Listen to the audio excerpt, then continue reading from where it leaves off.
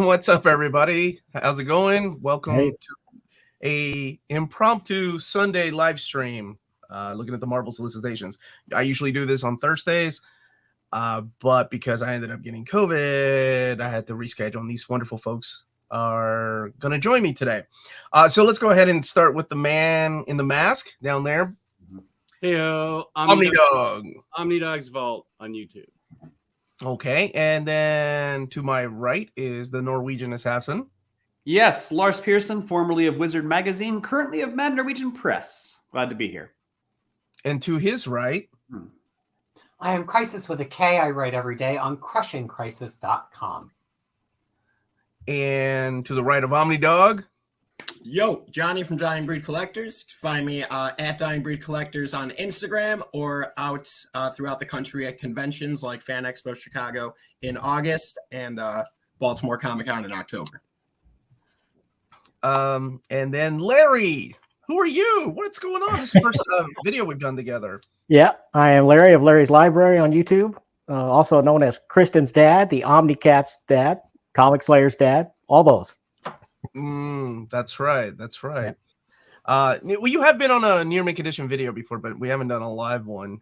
Right. So Oddfell couldn't join us, and neither could Curtis today. So the role of Oddfell is going to be played by Larry, and the role of Curtis is played by Johnny. So you got to bring your epic knowledge, Johnny. And Larry, you got to bring that charm. Got to bring that charm in modern comics knowledge. Yes, right on. How about that? Okay. Yeah, Larry, I thought you and Oddfell were separated at birth. You know, it took me Right. Yeah. Barely tell. No, not at all. Oh, thank you, Mary. Yeah, I am feeling better. I'm about 80% better. I was giving Jess some crap behind the scenes already, so he knows I'm feeling better. That sounds more like He knows something's up when I'm not giving him any crap. So yeah. The Comic Slayer is asking who the Larry guy is. I would hope she knows. In all seriousness, that's how people know I'm really ill, because when I have to go to the hospital, normally I like to crack jokes with the doctors and the nurses and make friends and all of this. And one time my dad took me in because I had bronchitis. The doctor said, "I think your son is really ill because he's not making any jokes." Oh, wow. Yeah. Do you have a coffee mug in the ER like I do, though? Ideally, yes, but these days. Like it's just your coffee mug, Jess? I'm within walking distance now of the ER, and I'm there at least every other week. Oh, man. I hate hearing that, buddy. Yeah. We got to make you feel better. So hopefully there's something in this catalog that you're going to want. Yeah, that'd be good. You look good, though. You look good. I like that shirt. Thank you, buddy. Spider-Gwen represent. We need to get you a Squirrel Girl shirt, too, to go along with that. Yeah. Now that he's bought the Omni, Oh, Larry, stop spreading those heinous true facts. Heinous true facts. Jess, are you not restored by being in the presence of our radiant sexual heat? I never thought I'd hear you say radiant sexual heat. So I'm going to pretend to say that. Okay. This may be Oddfell's most impressive costume. Yes. yeah, she came as Gimli the dwarf, so it's very good. Well, Jess, I hope you keep feeling better, buddy. Thank you. I hope you get better too, buddy. All kidding aside, man, I don't like to see any of my friends or anybody really in pain or hurting. It sucks. I can think of a couple people, but we won't say it on now. Okay, not on live. And yes, before we go any further, a big thank you to David Gabriel and all the folks at Marvel for putting this together for us. This will be available everywhere in about middle of the month, usually, guys. Isn't that when it goes live? Like everywhere. Like I know. Oh my gosh, what is Newsarama called these days? Games Radar? I can't even remember what they were bought out by somebody. But Comic Releases is where you should be heading, and comicreleases.com will have the latest updates, including this stuff in here too.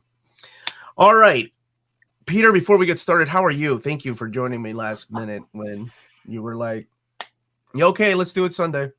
Well, I said everybody in the chat knows that I have the ability to just talk and talk. So I said if Omar's sparing his voice, the right guest to have on the show is probably me, because I could probably go and do a solid 5 on each one of the releases in this catalog, which I'll try not to do because we have a number of very, very glamorous guests today. Chris, I'll take that. And before going any further, smash that like button, please. Well, let's go ahead and get started. Let's have some fun. Share the screen really quick. And make sure that it's not buggy. And there we go. And as always, I like to ask, is that big enough? And somebody in the chat says it's never big enough, so some people can never be satisfied.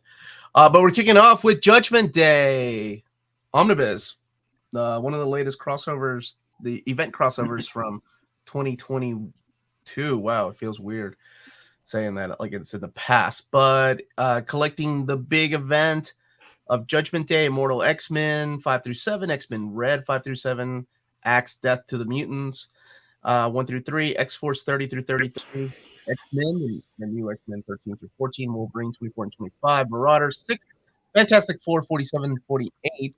That's interesting. Okay, that makes sense. It's in there though. Avengers 60 and Axe Avengers, Amazing Spider-Man 10. And Iron Fist, Star Fox, one shot, and Captain Marvel 42 Eternals, and Axe Judgment Day Omega. 904 pages, $125. There's two covers right here. Yeah. Patrick Gleason cover is amazing. I do love the Mark Brooks cover. Now, I want to know which one of you all bought all the trade to make this happen. Well, this is the thing. This is why they don't release omnibuses too early. I was somewhat hoodwinked by this, and I did buy the soft cover. Had I known this was coming out, I probably would not have done, but that's okay. This was really good. And there's been a lot of discussion lately about whether the Krakoa era should have ended when Jonathan Hickman left. And like, I really enjoyed this. I've really enjoyed Sins of Sinister. They are cranking out some great stories. So this is a must buy for me. Jess, would this be you? Did you buy the trades, buddy? I did not, shockingly. But What? I heard great things about this. So by the time this comes out in January of 2026, I'm going to get 2024. I feel like it, yes. Okay. 2024. Really though, I'm going to get all caught up on my X-Men, Sins of Sin, everything out to be ready for this because I've heard it's great. That's your goal, to be caught up by then. That's awesome. I like that goal. I'm going to keep you accountable.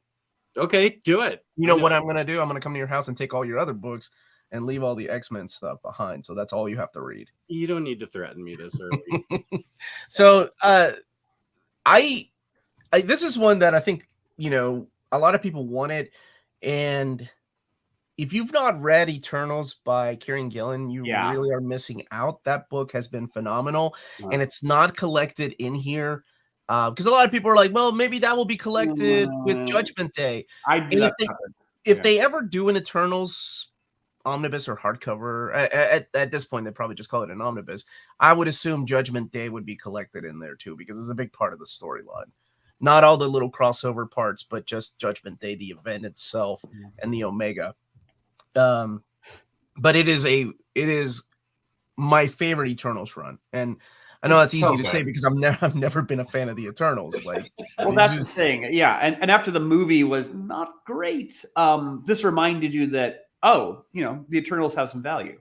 The Kieran Gillen run on that was really, really good too. I don't think you have to read it to read this, but it would help. Well, the new Eternals run gives you the new status quo, though. Why the characters are different, the explanations are there, and it's just all around good story. So, anytime I get to push that. Now, it's not the only event that's coming out in omnibus format. Devil's Reign is also coming out in omnibus format, also in January. This one collecting the 6-issue series: Spider-Woman 1819, Daredevil, Woman Without Fear 3-issue miniseries, The Superior 4 3-issue miniseries, Villains for Hire mini, and Devil's Reign Winter Soldier, and X-Men Devil's Reign, and Spider-Man one-shot Moon Knight number 8, and a one-shot of Moon Knight, and Devil's Reign Omega. Now, this one's 656 pages, $100. Larry, do you read modern comics, or where do you draw the line? I don't read a lot of modern Marvel. Modern, for me is more like the image stuff and Dark Horse. Gosh, that's not modern anymore. That term has changed. That's classic. Well, I mean, that's the modern stuff I buy. Okay, gotcha. Okay. I was curious where you were like, okay, this is where I stopped reading that character. So let me ask this. Oh, sorry. Were you done? Go ahead. Okay, so since this is Chip Zdarsky and clearly involves Daredevil, is this following Zdarsky's run on Daredevil? Does this happen during the run? If they come out with that omnibus, is this the companion piece to that? Is this the end piece? How would you, where would this line up with that? How would I map this? This is the same. It's not like King in Black, because King in Black is kind of like the bookend to Venom by Donny Cates. Mhm. This is more like getting ready for that third act. So this is like two-thirds of the way. It's kind of the it could have easily been the final arc of that first Daredevil series, because it has the Elektra Woman Without Fear series in it, which is kind of like the act break between the first ongoing Chip Zdarsky Daredevil and the second one. So it kind of just neatly fits in between. It is kind of hard to get what you want out of Daredevil without reading this, because there is no Daredevil arc at the same time. So I have to think that if they ever omnibused all of Zdarsky Daredevil, that they would probably want to put the main 6 issues of this event in it, because I just don't think it really reads without it. And it's not even like Secret Wars at the end of Hickman, where it's like at the end you could be like, just pick up Secret Wars. It's kind of just smack in the middle of his run. And I would also add the Devil's Reign. Where is it? The Woman Without Fear mini in there. If they they've collected that in the oversized hardcovers too. So there's a precedent that already is part of the Daredevil material. Welcome to the party, Zachary. Yeah, we usually do this on Thursdays. So, and Unstoppable Bar's here. If I get this, I'm gonna need to get that Daredevil. Like, yeah, I like the Kaketto cover, but that Inhyuk Lee cover, man, it's nice.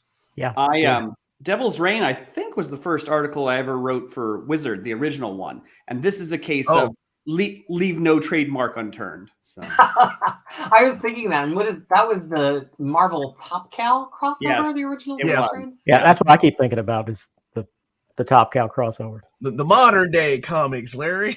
I dropped off of modern superhero stuff probably around 2010 or before, around that neighborhood. The article taught me the value in never assuming that people have an encyclopedic knowledge, because I turned it in, and then the Wizard people said back to me, "You didn't explain who Mephisto was," and I was like, "Oh crap! There might be people reading this who don't know who Mephisto is." So yeah. And that was the one with like Wolverine and Cyblade, those stories. Mm-hmm. Yeah. Never been. I don't think did they do like a really slim collection of that? Ooh, I would just get covered it with a guide, so I could tell you that in a matter of seconds. Oh, thank you for that, Peter. Yeah, some great stuff with the Hulk in that too.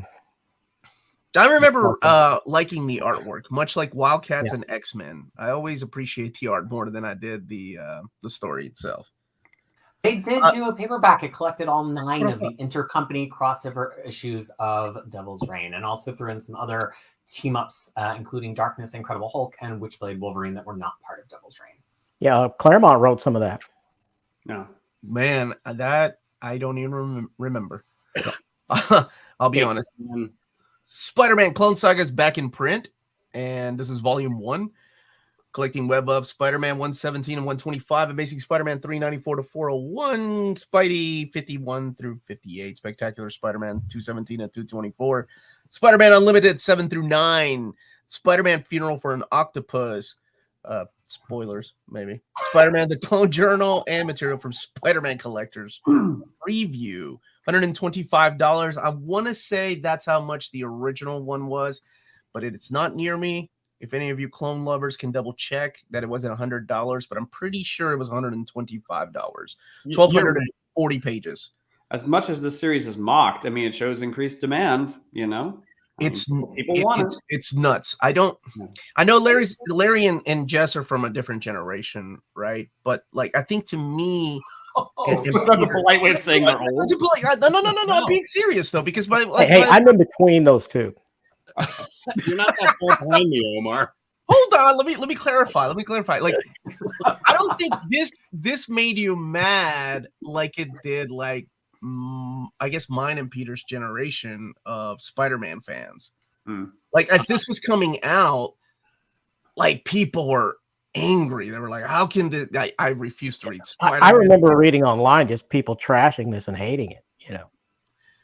Yeah, I wasn't online at that time because this was what 1994, 1995. I didn't have. Well, it was a few years after that, but I'm in message boards and stuff. Oh, and message boards after this. Clone Saga, Well, my point is that even though like back then people were hating on it so much, and I mean hating on it, dropping the titles. Now we're getting a reprint of the Omnibus. And I don't know. Do you all think that's a case of like, well, I want to find out how bad this is, or if that's a case of like, oh yeah, I'm a completist. I need all Spidey, or I really like the story and I need to own it. Like I wonder where we are. I think there's genuinely a lot of people who actually enjoy it for what it is, or find some meaning in it. At the time, there was a sense that Marvel had somewhat run dry of ideas, and they seemed to be like calling back to like certain issues from the 1960s. Here it's like, oh well, there was this issue which there was this clone. Or, oh, there was an issue in which Professor Xavier said such and such. And you're sitting there in a way going, well, who cares? But no, some people, they find this very enjoyable. So God bless you. Well, and I think we all, I totally agree with Lars. And I think that we all as collectors that were from that era hang on to like the reaction at the time. But you have to always remember that we're reacting to issues like as they're released. And then after you see the full scope of the story, people can kind of like appreciate it for what it is. So, I mean, I have that experience with all sorts of stuff, even from like 2009, 2010 that I hated at the time, that people are like, oh, there's finally a blah Omni. I'm like, really? But after it's completed and you see it placed in the grand scope of things, like, of course you want to read the Clone Saga. It's like constantly referenced. It's one of the most important Spider-Man stories. So, we're always going to bear that badge of having lived through it live. I think you're right. Because this went on quite a while. And back in the day when we were analyzing like Buffy and Angel, there was a certain sense when episodes would come out week for week and you're just getting that nugget, the anger would intensify because like, oh, we're only get that little bit. And then when you see the full picture, or if you marathon an entire season, like, oh, now I better understand and appreciate this. And I think be a train wreck curiosity. Yes, there's that too. Well, whether you'd spend $125 on train wreck curiosity, I don't know. Well, you might. We still have that going on. I agree with Peter. Like to this day, I mean, I remember people dogging the Dan Slott Spider-Man omnibus or the Spider-Man run, like hating on it, or Nick Spencer's run on Captain America. Until they see the full scope. I mean, I assume he got a lot of hate mail for undoubtedly the whole Hell Hydra thing taken out of context. That's actually a perfect example because had they come out in issue 1 of Spencer's run and just said the Red Skull has gone back in time and done this. Well, yeah, then that would be a big spoiler, right? Like for but it would, but the hate would have been curtailed because it was just suddenly wham, Captain America's a Nazi, and people react very badly to that. Now that one is $125. This one here is $150. This one has 1,304 pages. And really pushing it, y'all. $150 for an omnibus. It's not like it's a 1,600. It's not the Squirrel Girl omnibus, which we know is worth untold millions. That's only halfway a joke. I do love. Did you bring in bags of gold to your comic book store and go, I must have this? Just slap them on the counter. Now, I want to say the original printing of this one was 125, and I wonder if they're going to start drawing the line at 1,300 pages plus being $150 moving forward. Because I remember Curtis and I trying to figure out the epic pricing point. Some of them are still $39.99. Some of them are $49.99, and there's the in between of $44.99. And we were like, where is it that they're drawing the line with pricing? So like, this is 125. 1,240 pages, 60 more pages is 25 more bucks. But Omar, your all of your math goes out the window when you factor in Planet of the Apes omnibus. Hey, and I bought it, so I know you did. Hold on a second. The not enough Silver Age or Bronze Age. Why clones again? Because people demanded it. Yeah. Weren't these both high on the vote list last year for the reprints? Volume, I can't remember if it's Ben Riley, right? Yeah, like I mean, maybe it was like Clone Volume 2, but it would like these two series. People wanted them reprinted, man. They got voted for. I never thought I would see that. Like that, kind of. That's how surprised I was. I was like, okay, we're getting an omnibus of this. Cool, for the people. Can I say one more thing about the clones before we move on? That because those single issues were coming out like when I was 6 and 7 years old, and that's kind of when I was like first aware. Like that's the age where you're starting to be aware of stuff, and like I kind of wanted my mom like buying me comic books from the newsstand and stuff, and this is what was available. And even at that age, I knew it wasn't like what comics had been before that. It was kind of like, because this is during that transition where they're like making all the artwork digital, and it looked weird to me. So even as like a little kid, this was a turnoff to me, probably for different reasons than all the older people who complained about it. But it's very divisive for any age group, is my point. So it's just yeah. Were you into Spider-Man at the time, Jess? When this is something that everybody warned me to not get, and so I didn't. I have no opinion on it. Never read it. Don't intend to read it, but I'm happy for people out there who obviously want to get it for what it is, as Lars said. Well, and I've been to enough Doctor Who conventions. We do panels on like underappreciated stories, and people will come in and profess the greatest of love for stories that are commonly regarded as being total dreck. Yes, I get it. I mean, I'm Batman Year 2.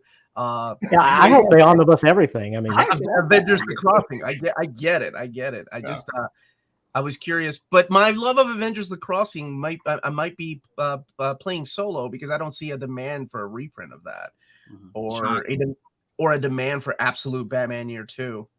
Right? Double shocking. Shut up, Jess. It's a beautiful story. Wow, thank you so much, Nick. Watching a bit and finishing later. Asking fans to hit that thumbs up to help support the show. Omar and the team bringing us great shows. And hitting likes are free and support is priceless. Catch more later. Great show as always. Your friends at Dynamite. Thank you, Nick. Bless you, Nick. Much. By the way, Nick has another auction to help out George Perez's widow.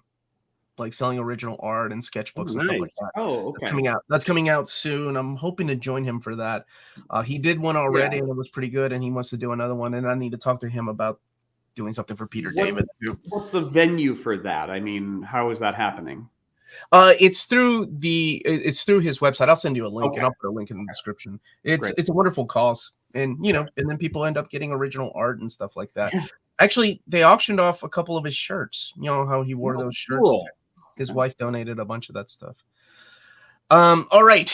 A big one, another one that made it on the list is Daredevil by Wade and Sandy Omnibus Volume 2.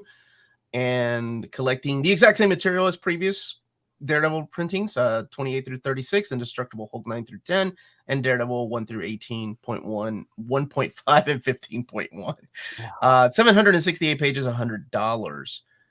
And we're also getting the Fantastic Four by Dan Slott Volume 4 hardcover, which I think I told people that they were still making hardcovers, just not a lot. People were very nervous that this one didn't show up with high speed. They were like, they're going to leave us in the dust, which, to be fair, has happened with a couple of runs. Yeah. But, it's happened with Squirrel Girl. It's happened with Spider-Gwen. It's happened... Dr. Afra. Suicide Squad. But I believe we need one more HC to get to the end of this run still, so we are not out of the woods yet, Taylor Swift. Some of them they do, like Thor by Jason Aaron. That was late in the game, but they finished it. Batman by Tom King. They did finish that, so it does happen. Hey, Phil, how are you? Man, I don't like... Here, Jess, we're going to switch. You're going to be at the top, buddy. I don't like blocking your face. Oh, you don't? Okay. No, I don't. I think it's rude. Spider-Man by Chip Zdarsky Omnibus. We had our buddy Chip on the show to unveil his cover. God, I love talking to that guy. And I have enjoyed everything he's written. And he's an all-around good human being, too. So it helps. So he got to design a cover. This is the 3 covers right here for Peter Parker. Spider-Man by Chip Zdarsky Omnibus. So collecting the Peter Parker Spectacular Spider-Man 1 through 6, and then the original numbers 297 to 310. Annual number 1, Life Story 1 through 6, annual number 1 of the Life Story, Spider Shadow 1 through 5, and then material from Free Comic Book Day 2017 Secret Empire. Oh, that's nice. That's everything. Yep, that's the whole shebang. $125, 928 pages. Woo, that's going to be hard to decide which cover, though. X-Men: The Hidden Years by John Byrne. I'm surprised Burns' name is not on. Oh no, it is. It is. No, it's not. No. I Just the really name of the thought cover. That may not Yeah. be the finished cover. right, but the title seems But like it's like the finished. advertising name. Yeah. Yeah. Collecting the Hidden Years 1 through 22, Fantastic Four 102 to 104, and X-Men 94, an Amazing Adult Fantasy number 14. That's what I'll be in for this. Yeah. This is modern, Larry. I hate to tell you, Larry, this is postmodern. This is Well, there's no hard year that I cut off. It's just that's kind of how it went. I just sort of stopped buying superhero stuff. Doesn't mean I won't get a collection of something that I missed out on. So, and I haven't read any of this. So this is the stuff that, how do I best describe this? What if John Byrne was writing X-Men in the 60s and telling those adventures before Giant Size 1? And John Byrne just had John Byrne fun with the X-Men. That's all. Supposedly this is stuff that happened in between while the series was canceled, right? Mm-hmm.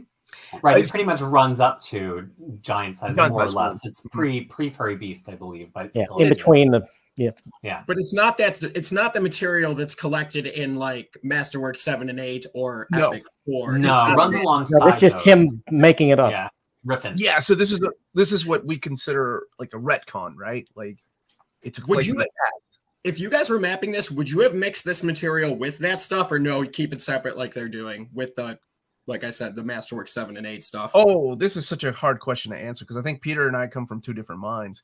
I come from the mentality of like, I think it's okay to put this with like It's Always Darkest Before the Dawn stuff. Yeah, like I thought you would say that. where the X, kind of like what they were doing here, right? A little bit with Fantastic Four 102 and 104.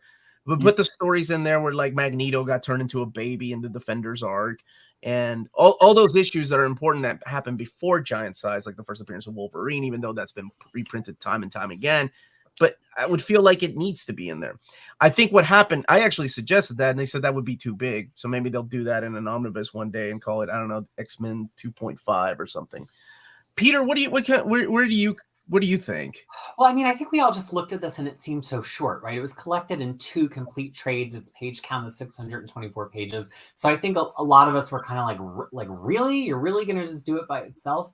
But, Marvel doesn't tend to mix eras wholesale. Like, it's one thing to put a couple of Fantastic Four issues in with this, but it's not a thing that they do a lot where they put a whole swath of Bronze Age material, and they would still be silver, and a whole swath of modern material together. So it was always kind of like a skeptical thing.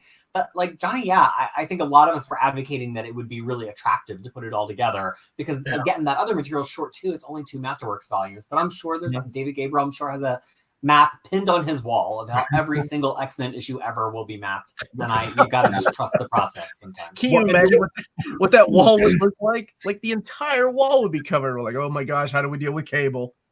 Are we doing it in chronological order? Yeah, well, yeah. Speaking only for myself, I tend to put these things in chronological order of release because there's no pretending that this came out in the 1970s for me. It came out in the 1990s. I just look at it as its own thing, so I'm happy how they did it. Yeah, you did. Yeah. And what about you, Jess? Any interest in Burns' X-Men take? It took me forever to find those 2 trades, so I'm going to hold on to those just because of the blood, sweat, and tears it took to track them down. Was it really blood, sweat, and tears, buddy? Oh yeah, dude. Peter, I have a man cave bathroom down here. And you just gave me the greatest idea on how to decorate those walls with the X-Men mapping.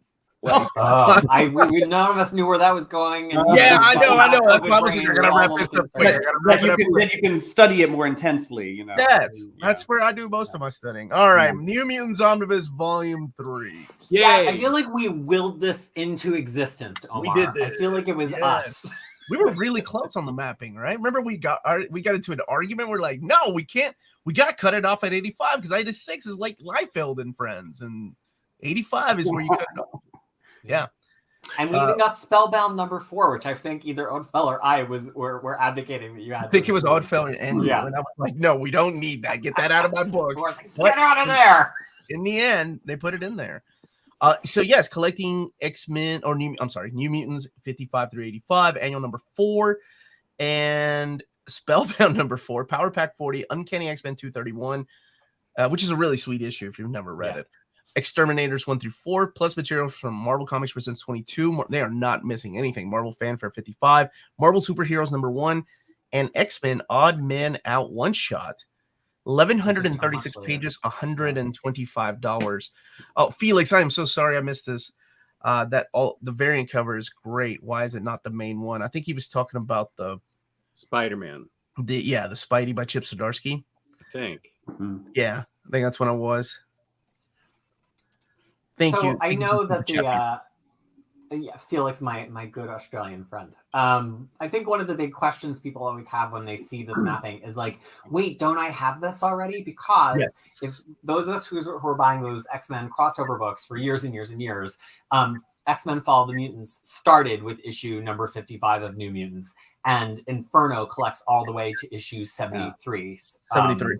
Yeah, so it's not your imagination. You do have a lot of this on your shelf, which is why they've tried to sweeten the deal by extending it all the way to 85 and throwing in all this other material. But if you're somebody who's primarily just an Uncanny X-Men reader or just a Claremont reader, this is not like required, but there's a lot of really good material in this. And it really shows a lot of Magneto's transformation continuing from what Claremont was doing with him in the 40s of this title. So I'm a big fan of all of New Mutants, honestly, and this is a day one already pre-ordered pick up for me, although I can't remember which cover I ordered.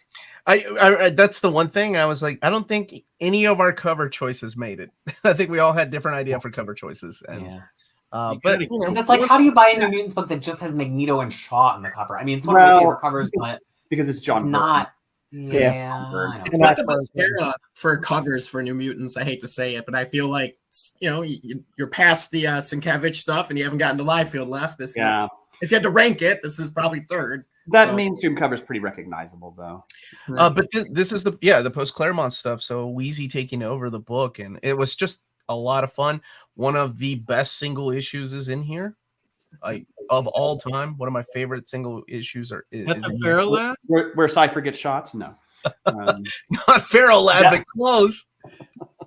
Poor Dead Blank is all I will say. No. Yeah, that's a really good one. Actually, it's the reaction issue to that. It's the aftermath of that. The way Warlock handled that. I was like, oh my gosh, this is heartbreaking. Felix, I read the Children of the Atom box set back in 2020. When I got to the story where Magneto was turned into a baby, my mind slightly broke. And honestly, that had ramifications in the Proteus storyline, and all the way to X-Men #1 relaunch by Jim Lee and Chris Claremont, where they kind of were like, well, his mind is messed up because Moria messed with his mind when he was a baby, and you're like, what? It's not a bad way of sidelining Magneto. It's like, well, we won't kill him, and keeping him locked up is really hard. We'll just turn him into a toddler. And that will explain why he's super sexy Magneto on that cover to issue 274, where Rogue is like grabbing on his chest, and you're like, I thought this guy was old. What's going on? Well, and it still has ramifications to this day, because if you read Hoxpox by Hickman and you see that Xavier and Magneto had a break and Mora had to engineer a way to kind of like take Magneto off the board so he didn't interfere, Hickman breathed new life. You can read every line of every single Moira McTaggart appearance, and it's as if Hickman went back and handcrafted them all. In retrospect, it works so well. I'm happy Spellbound 4 is in there. New Mutants didn't have a lot of appearances outside of the X books during this time. No, they didn't. No, not really. So I got New Mutants Omni 1 and 2 for Claremont. Do I need 3? Do you? Yeah. Are you are asking the wrong crowd? Not if it's just Claremont. No. I mean, I haven't read either one yet. Claremont ended previous to this, but this does cross over with Inferno and resolves a ton of Magic/Darkchild plots, which were set up by Claremont. So your mileage may vary. Magic, yes, gotta get it. So there you go, Larry. Omni Dog has spoken. You got to get it now. You must. Do you guys think we strictly get a New Mutants 4? Do you think there'll ever be like a New Mutants by Rob Liefeld, or never? Because I felt like that was a guarantee. They're doing 3. They're doing so. Yeah, so Peter and I behind the scenes have talked. We kind of think that's where Extinction Agenda is going to go. Yeah. Like, without Extinction Agenda, that story doesn't really make sense. And for the New Mutants 4. Yeah, so the people that are like, oh, I'm missing Extinction Agenda oversized hardcover, and it beefs it up really nicely too, actually. Well, here comes. Here's something I don't think people think of though. Like, okay, say you're missing Extinction Agenda hardcover, right? and you find out that, okay, New Mutants Omnibus Volume 4 is coming out, and it contains all of Extinction Agenda. You're like, well, now I got to get it. But it has a Volume 4, and I don't have 1 through 3. Oh, God, what do I do? And then just by coincidence, a reprint of Volume 1 pops up just at that moment, so, right? I mean, these things, and I'm kind of halfway joking. There are people that think like that, myself included. Like, I can't put right here, dude. I remember making fun of Jess, like buying Ven Omnibus Volume 2, and I was like, well, you got to keep it because you can't just get Ven Omnibus 3 without having 2. People are going to make fun of you. You're going to have 1 and 3. You're going to be like, what's wrong, Jess? You can't afford Volume 2? I sold that as soon as it came in. He The only person that made fun of me for having it was you. It was true. The stories were bad. Marvel Masterworks Marvel Team Up Volume 7. Larry, are you a Masterworks guy? No, I did before I started getting omnis. I was buying them, but no, I stopped. Okay. So this has the Marvel Team Up 65 through 73 and 75 through 77. I assume 74 is at the Saturday Night Live special. Probably, yeah. Sometimes that sounds right. I will probably get this because it finishes out Claremont and Byrne on Marvel Team Up, and it is. They were really good.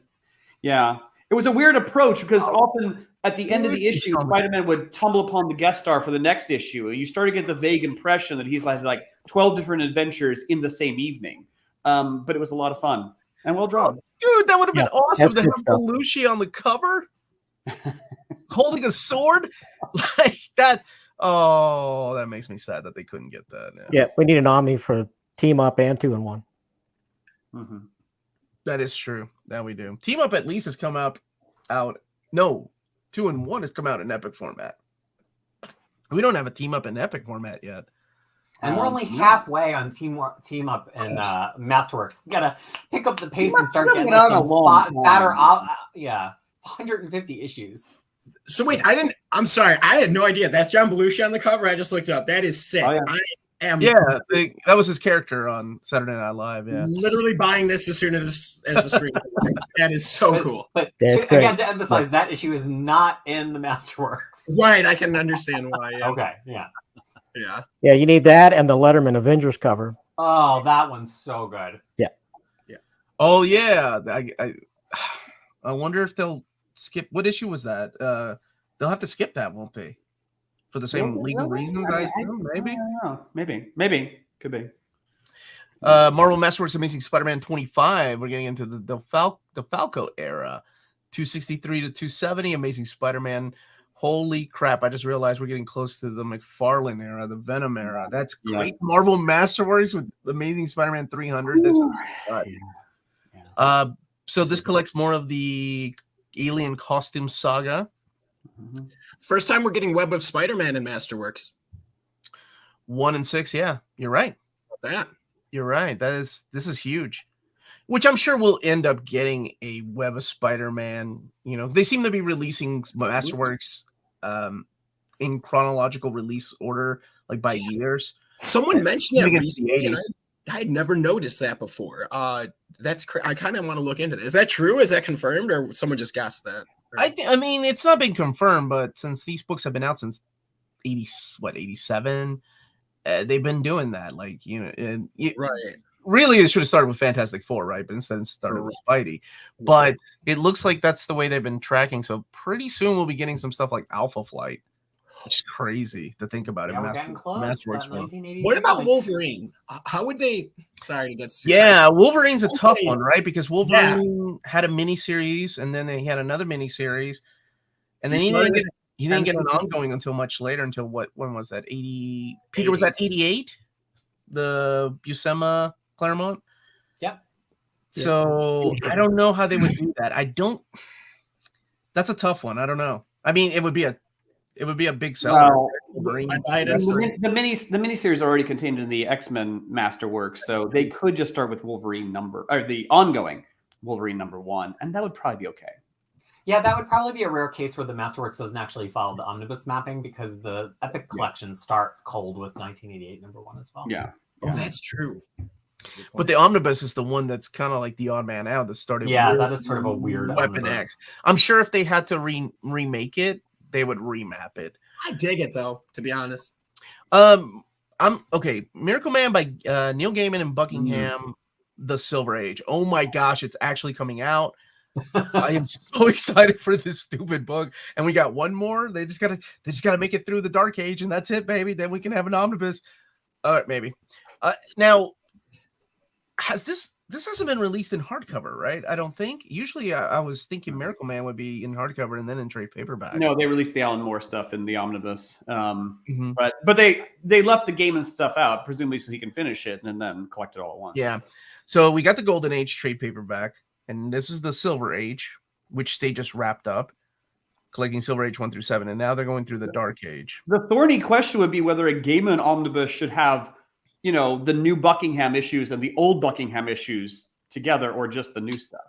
I feel like they will, because that was the whole draw. I mean, part of their whole marketing push, since Gaiman actually was the one who kind of like brought the rights over, was like, there's got to be new Neil Gaiman stuff. So I feel like that's like the thing. Oh, sure. No, sure. But right? I'm saying, but Buckingham has been redrawing issues.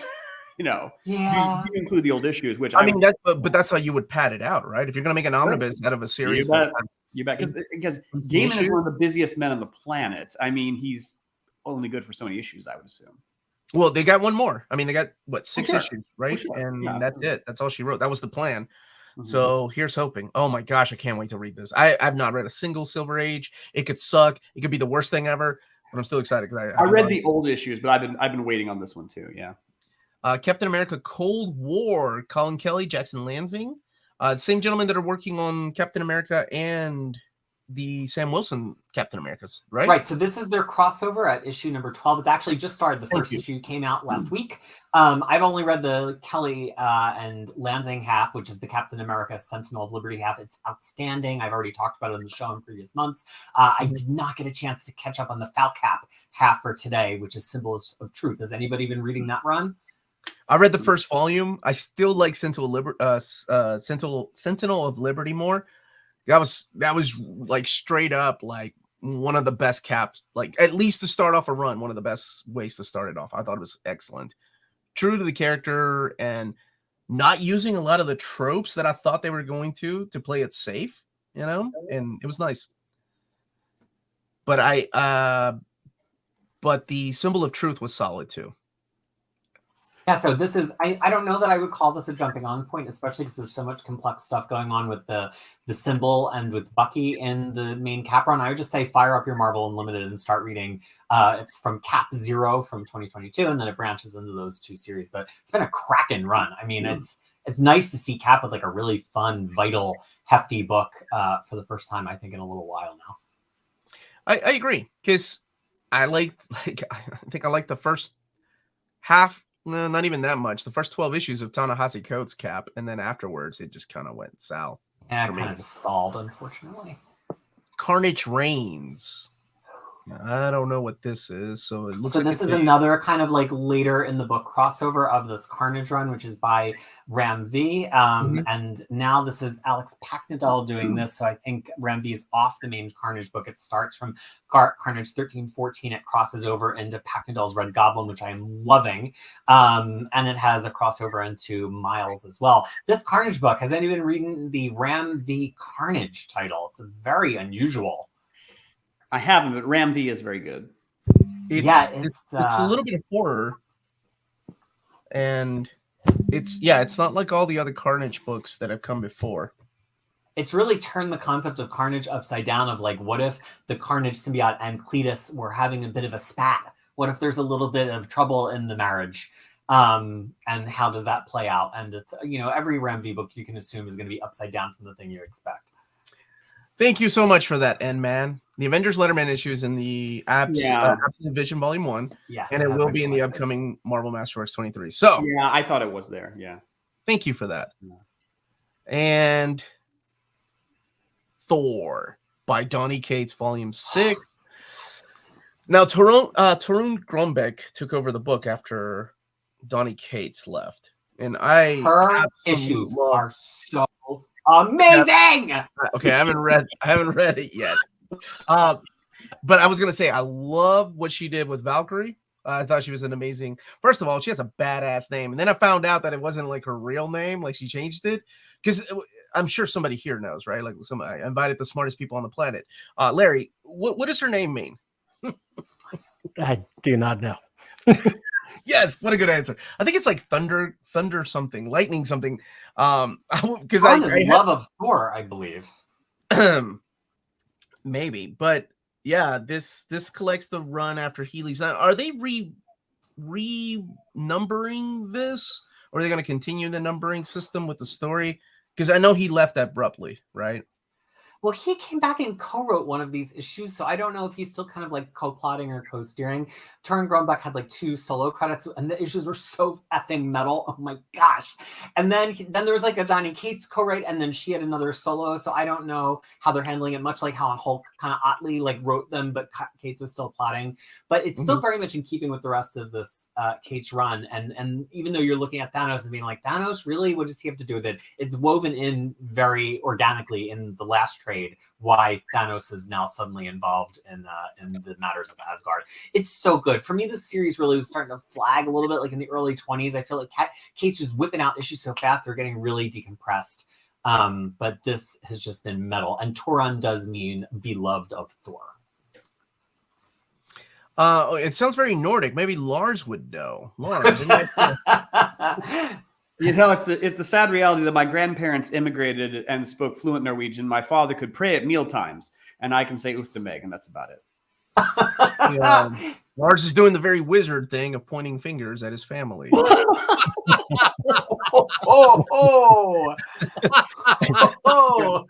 Shockingly, there's not much culture Norwegian here in Central Iowa. And by the way, all my relatives in Norway, they speak English. So.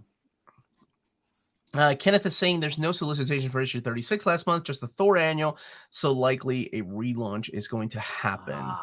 35 is the end of her time. Would love her to take on without tying up Kate's story elements. Yeah, I think she's a great writer. She did amazing on, if you haven't read it, the Valkyrie storylines. Like, they're solid. Okay, so I just did the Strange Volume 2, and I was so sad to see it end, and then somebody told me in the comment section that Gemma K was still writing Doctor Strange, but now it's renumbered again because it's part of the story. Doctor Strange by Gemma K Volume 1, The Life of Doctor Strange, collecting the first 5 issues. I enjoyed the Clea era. I thought it was quick but really good. Yeah, this is really closely in keeping with that. And he has quickly become, one of the big names at Marvel for me, like to keep an eye on.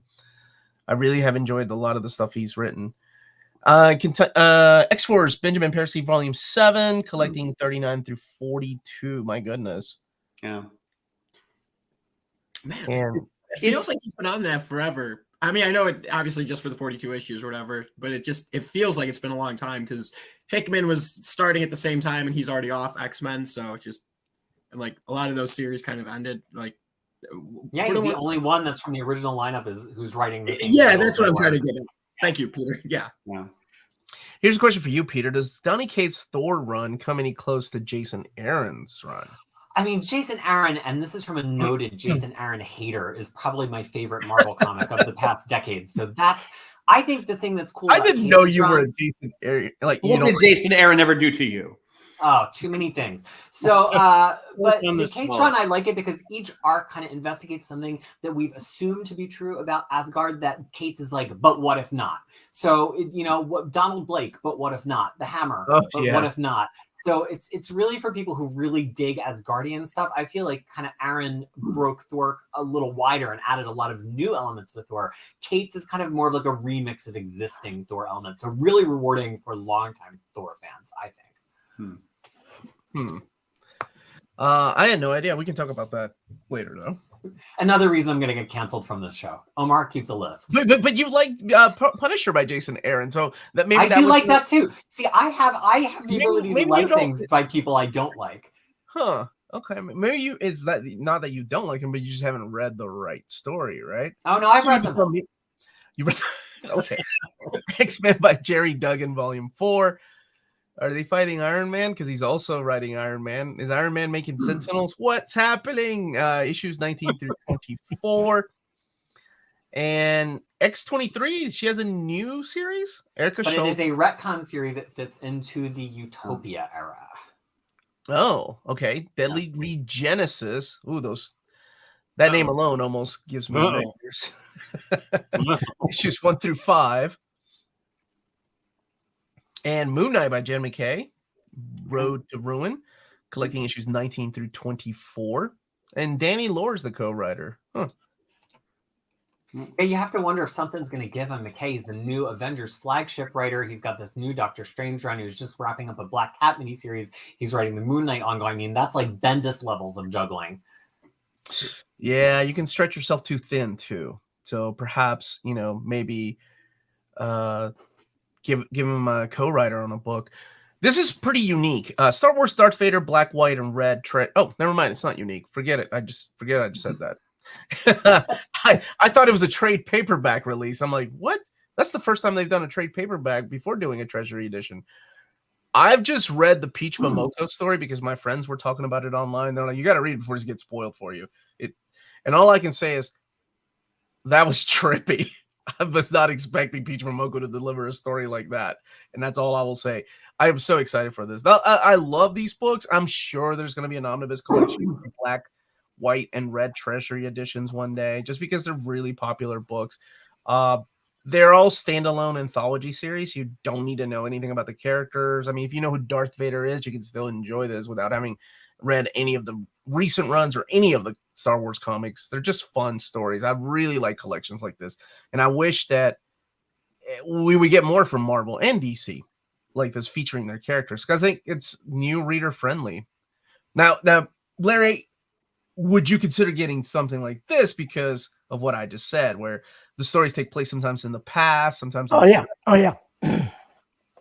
What I like to see is a gallery edition of this. And fun fact here, it has all the writers we were just talking about. Jason Aaron wrote the lead story in the first issue, and Torun Garnbach, fun fact, wrote her first, I think, non-Asgard story for Marvel in this issue. With a name like that, you know you're going to be typecast. You're going to be like, hey, you want to take over Thor? So good for her, yeah. So collecting the 4-issue miniseries. Look at that cover. That's awesome. That's good. Now the new Star Wars era. Of course, this is the Charles Soule run of Star Wars, collecting issues 31 through 36. Let me get this super chat really quick from Felix. Thank you so much, Felix. When a Thor run returns to his roots, fighting the communists for increasingly contrived reasons. Yes. Is that the new run? Is that what that one is? Darth Vader, why is he holding it? Yeah. What's going on with him and Afra? What's up with that? Oh, Kieran Gillen and Greg Pak. Wait a minute. Did we...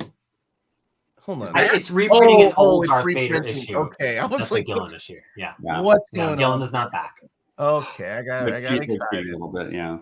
Oh, wait, I'm sorry. I have not kept up with this, so I was unaware that this one went past issue 25 because the first 2 series ended. I assumed this one would also end at an issue 25. No, so it's still going. It is, and this it's is amazing, and it's really good. Yeah. Because the modern Vader series are actually the only modern Marvel I really keep up with. I'm obviously waiting for this to come out in a full collected edition to read it, but very exciting. Cool. Oh, man, you can't see my face, but I'm holding my fingers up with the release date. There you go. Where's the Gillen and Pack Omni, Omar? I actually gave you the release date right there. Star Wars Bounty Hunters, Volume 6, Bedlam on Bastine. Collecting Star Wars Bounty Hunters 29 through 34. I think this is the one Star Wars series nobody's talking about, but I really enjoy it. I thought it was good. Sana Steros is getting her own miniseries, 1 through 5. And Silver Surfer, Ghostlight. So who's reading this one? Because I got some thoughts. 54 years in the making. Okay. John Jennings. Why does that name sound familiar? What else has he written? He's an Eisner winner as an editor, but he is not a Marvel writer. I think this might be his first book. This might be his first break. And I have learned to, go in with an open mind. Peter Tomasi was an editor that I rolled my eyes at for writing, what was his first thing? Black Adam, Dark Ages, right? And I was like, oh my gosh, editors are now taking over writers' jobs. Give me a break. and I learned my lesson to just shut my mouth and go into it completely blind. So good. What are your thoughts on this? It's not a Silver Surfer book in the way that you're picturing. So it takes a specific ally that he had. I'm not really spoiling anything by saying this, from the original Stan Lee series, and kind of expands his story on Earth and has Silver Surfer come back to check on him, pretty much. And it's a little dry. It's a little, because it's not like a big glossy space book. It's a very personal family book. And I was kind of hoping some other folks had read it. I don't know how to feel about it quite yet. I do love Valentine Delandro's art, so that is a pleasure to see in a Marvel book, but I just can't decide yet. I was hoping some other people would have input. I have nothing to say because I have not read it. By the way, I did turn off, and let me know, YouTube started this new trend of putting ads while you're doing a live show, so I did turn that off. They are? Yeah. So it's an option you have to turn off if you need it off. But let me know if you're still seeing ads while you're watching this live. Like, I would hate to, like, that would get on my nerves. Delkeon, thank you for the super chat. Luis is releasing a Pit Omnibus on Kickstarter and Indiegogo. I heard. Good. I heard. Yeah. If you're he is my favorite Hulk artist, and the story of Pit is okay at best. But if you're going into it with wow, the art is amazing, then yeah. It's beautiful artwork. Tiger Division, Emily Kim, Chris Lee, and Craig Young. Tiger Division. Are these the characters from the Agents of what was that series called?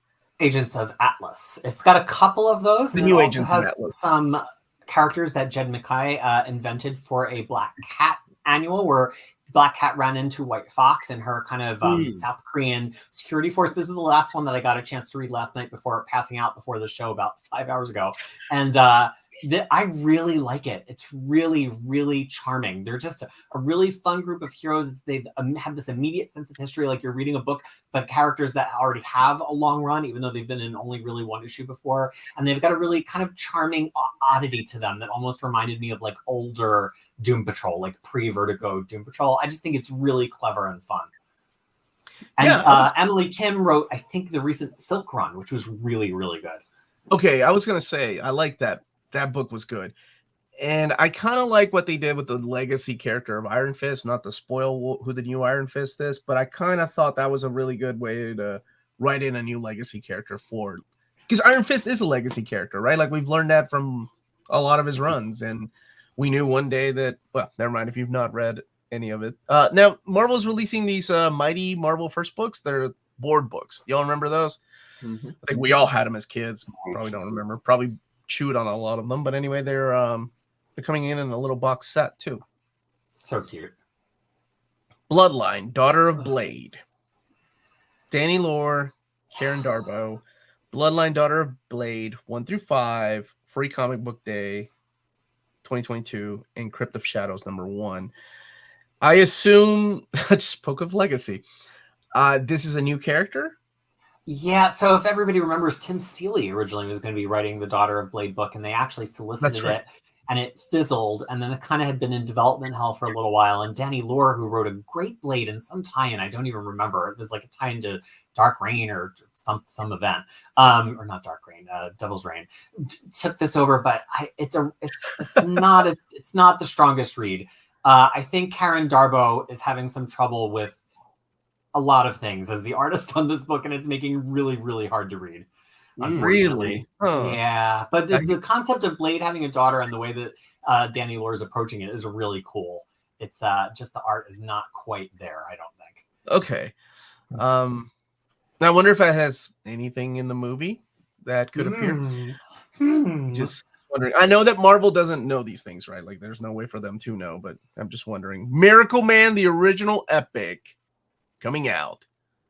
472 pages, $49.99, collecting Miracle Man 1, 3, 6, and 6 through 16, and material from Warrior 1 through 18, 20 through 21. Nothing is being left out. Everything is in there. It's just the way that they're numbered and reprinted. What is this?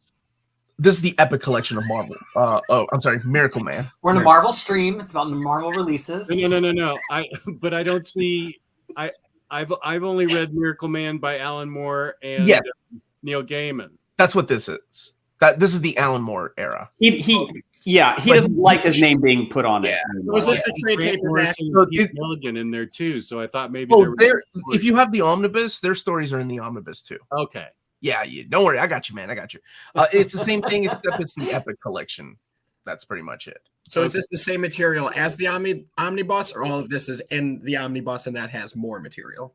The omnibus has the extras, like it's got the back matter in there. Which this one have. This looks like it's just the stories. Okay. And please correct me if I'm wrong. I've been wrong a lot. You can ask my wife. Oh, the page count. A lot. Me? The page count of the omnibus is 808 pages. This is 472. Does it collect 20? Yeah, 20 and 21 are in there.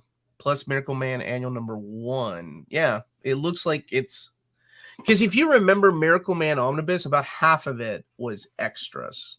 Right. Okay. Yeah, Alan Moore was vexed and had his name taken off it. It's shocking because normally he's such a shy, agreeable wallflower.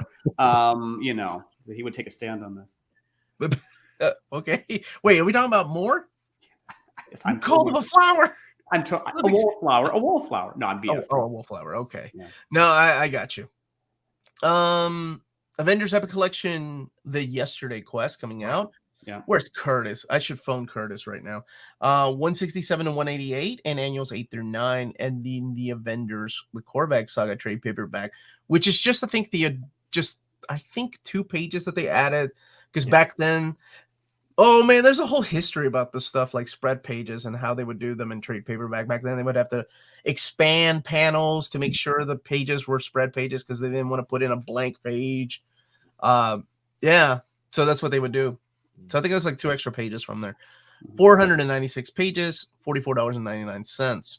So excited for this one. Excited to replace my very, very, very, very old Korvac Saga trade paperback. Oh, right. Yeah, this would be an upgrade. I have the masterworks of this, so.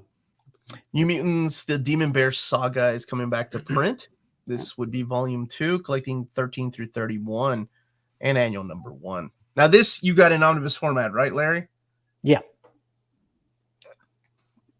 But do you have the Amazing Spider-Man Epic Collection Volume 22, Round Robin? You don't have that in omnibus format because it's not available in omnibus format. Yeah, I know. Someday we should do a episode on do you buy multiples of the same thing because I may have this 3 times over. I have the omnibus. I have the New Mutants. Yeah. No, the New Mutants. I have the omnibus. I have the Epic Collection, and I have the New Mutants Classic, which has really good paper stock. And I'm like, why do I have 3 copies of this? But so you kind of like it then? Is that? Well, I know, but yeah, but it's like having 3 copies is a bit ridiculous, but you do it. And yeah, it's called triple dipping. I know, but yeah, so maybe those sordid confessions about when we triple dip. I mean, is it Well, an I think excellent comic if we have less than 5 copies? If you probably need copies somewhere too. I know. If you don't have 5 copies, your love is not pure. Yeah. Yeah, you're not an excellent. No, we're not. It's not real. There is the case that I've seen before that you forgot you already owned it. I've seen that happen a lot. Yeah, I don't have that problem. Here, my dilemma is that the Epic collections, I mean, they look stunning and they're very nice. The mapping's great, all this stuff. The paper quality of the classic editions is actually better. So I'm reluctant to get rid of those. I see what you mean. It's kind of silly. So both of those books are coming back to print, and we're also getting the Venom Epic Collection Volume 4, The Madness. I see that someone's saying I'm waiting on the New Mutants Masterworks also. I can't guarantee that I won't buy those. But yeah. Oh my gosh, Lars. You gotta draw a lot. Quad dipping. Quad dipping. It's ridiculous. Iron Man 302, Dark Hawk. Jets. 35 to 37. That's where he finds him on the island, man. And he's like, yo, what are you doing here? And it ties back to the Michelini story with Eric Larson. Loved it. Venom, The Madness 1 through 3. The Enemy Within, Incredible Hulk versus Venom, The Mace, Night Watch, 5 through 6, and Knights of Vengeance 1 through 4. 480 pages, $44.99. If you own Venom Omnibus Volume 1, you do have this material. It is in Volume 1, right? Yeah, I think it's Volume 1. I don't and know. Finally, Ghost Rider Epic Collection Vengeance Reborn. So excited for this. Dang it, Curtis won. They got this before we got it in omnibus format. I don't like it. But I'll take it. Howard Mackie, Roy Curtis Thomas. strikes again. Now I'm going to go through the panel right now, one by one. How do you say this name? This is Omar's favorite game. This I hate this game. All right, Omnidog, from top to bottom. How do you say that man's name? Mark. Way to play it safe, buddy. Tessiera. All right, Lars. I refer to him as Tex. Dang it, me too. Peter. I've always said Mark Texiera, which I'm sure is wrong. All right, Larry. You look like a man that's known. I always used to say Texiera, but I think it's actually Teixeira. Maybe. Everybody pronounces it different. Johnny, tiebreaker, buddy. I think it's Texera because there's a former baseball player with the same name, and that's how they pronounced it. So I've kind of always wondered why you struggled with this. No offense. Oh, we were having this conversation actually right now because I've definitely thought about this. I don't have time to watch baseball. I'm reading comics, man. I met him once and got his autograph, but he never said his name, and I wasn't about to ask him. Okay, wait. So like this, like Teixeira. I thought it was Texera. God bless America. I'm done. I'm out. All right. Guardians of the Galaxy. Modern era epic. Where's Hamza? Hamza, how do you say that man's name? Guardians of the Galaxy. This is the modern era of Guardians of the Galaxy, collecting Annihilation, Conquest, Star-Lord, and Guardians of the Galaxy 1 through 12. It's exactly half. It's the first half of the first half of the omnibus. If you have the omnibus, the Dan Abnett and Andy Lanning omnibus. But it all kicks off with Keith Giffen's Star-Lord miniseries. Oh, yeah, people forget that Giffen was Rocket Raccoon's co-creator with Bill Mantlo, and that Star-Lord series is where Rocket Raccoon got drafted in. He was not part of the original Annihilation crew that had gathered like Drax and Gamora and stuff. So Giffen, actually, I just was reminded of this last week, is the one who brought Rocket back into the fold, and Groot as well. Oh, yes. But keep in mind, it's a different Groot at first. It's not the Vin Diesel, I am Groot. Yeah, he talks at the beginning. Okay, Epic Collection Volume 2. Finally. Collecting solo Avengers 1 through 20 and Avengers Spotlight 21. 496 pages, $44.99. And X-Men Epic Collection Proteus. Coming back to print. 440 pages, $39.99. Collecting. That is one of my favorite covers. That's the only comic I own that's signed by John Byrne, Chris Claremont, and Stan Lee. Because when I was a kid, I always wanted that cover when I was a kid. It's from X-Men 114, the day the X-Men died. And wait, so you have that? You said you have that? Yeah, I still have the single issue. Mm-hmm. Did you meet Stan Lee? Yeah. Okay, I didn't know that. That part's cool. I didn't know that part. Yeah, I met him. Oh my gosh, years back. Okay. He let a young lady cut in line before me because she looked rather pretty, and he spent more time talking to her than me. He's like, "All right, what do you want, true believer?" And I'm like, "I just want your autograph. I love you." Ghost Rider 1 through 7, Absolute Carnage, Symbiote of Vengeance, Spirits of Ghost Rider, Mother of Demons. So this is the collection of just Ed Brisson stuff. So in case you missed it's everything that fits right before this current run, the Benjamin Percy run, which has been surprisingly really good. And King in Black, Ghost Rider. So I think it's only had one trade, right? Because I don't think they collected the other stuff in another trade paperback. It was very scattered. You would have had to get several books to get all this stuff. This is the better buy. There you go. And Marvelverse Kraven the Hunter coming out. This is pretty much to coincide with the Kraven movie that people have been demanding for years. Kraven the Hunter's collections throughout many years of Marvel Comics. I do appreciate the fact that they make these so new reader friendly that they even put things that are not canon, like Marvel Adventure Superheroes and Spidey, like the stuff from the cartoon, in these collections. So those ones they're not kid targeted like the Mighty Matt. Yeah, they are. They're digest size books like this. So they aren't kid targeted. Okay, so yeah, no they're Kraven little Last Hunts. No Kraven's Last Hunts. Okay. Yeah, so like you can tell by the price point, probably $9.99, and then the trim size right here.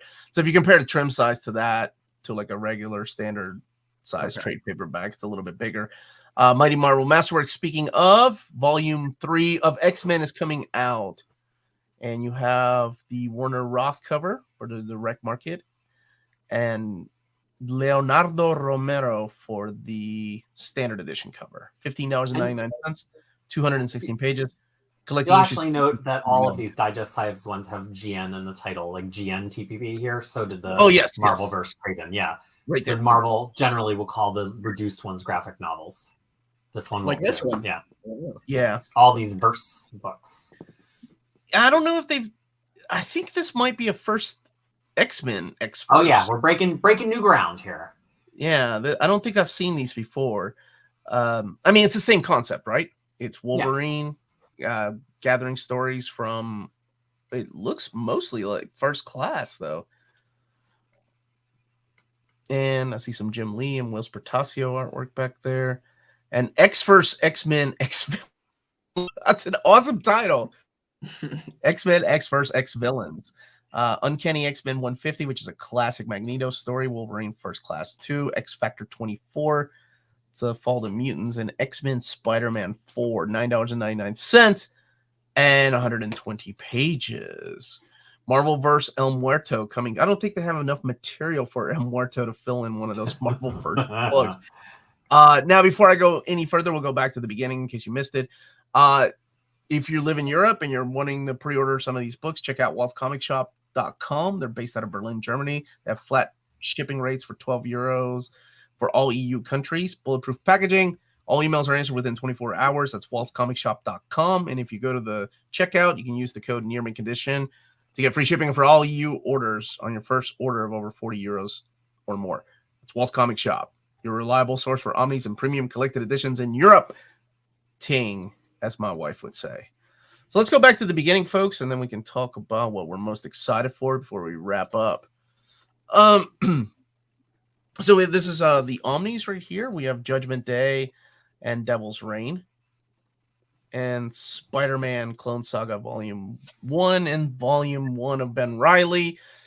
Daredevil by Wade. Volume 2, which is the new printing. Fantastic Four by Dan Slott. Volume 4 hardcover. Spider-Man by Chip Zdarsky Omnibus. Yeah, I noticed that there's no Destiny of X trade paperbacks. They're still making them after Trials of X. I assume the Trials of X will come to an end, and then it'll be Destiny of X, and then it'll be Fall of X. Then finally, after Jess buys every single one of them, I'll get to announce the Dawn of X Omnibus. And that's how it's done. And by then I can be like, look, man, just sell your trade paperbacks. You haven't read them anyway. You can get the Omnibus when it comes out. And that, my friends, is delusional thinking. X-Men The Hidden Years, and New Mutants Omnibus Volume 3, Marvel Masterworks Team Up, Marvel Team Up number 7, and Spider-Man 25, and Miracle Man by Gaiman and Buckingham, the Silver Age trade paperback, and Captain America Cold War, which is a crossover, as my buddy Peter stated. Carnage Reigns, and that's in trade paperback format. Thor Volume 6, which some of you all have said that might be the final volume. And Doctor Strange by Jed McKay, Volume 1. X-Force by Benjamin Piercy 7. X-Men by Jerry Duggan 4. X-23, taking place during Utopia, according to Peter. Moon Knight 4. And Star Wars Darth Vader Black, White, and Red. Star Wars 6, Darth Vader 7, and Bounty Hunter 6. Sana Staros is getting a miniseries. Silver Surfer, which somebody else out there read, so Peter can get an answer to. Is he the only one? Somebody tweet me if you've read it. I want to talk about it.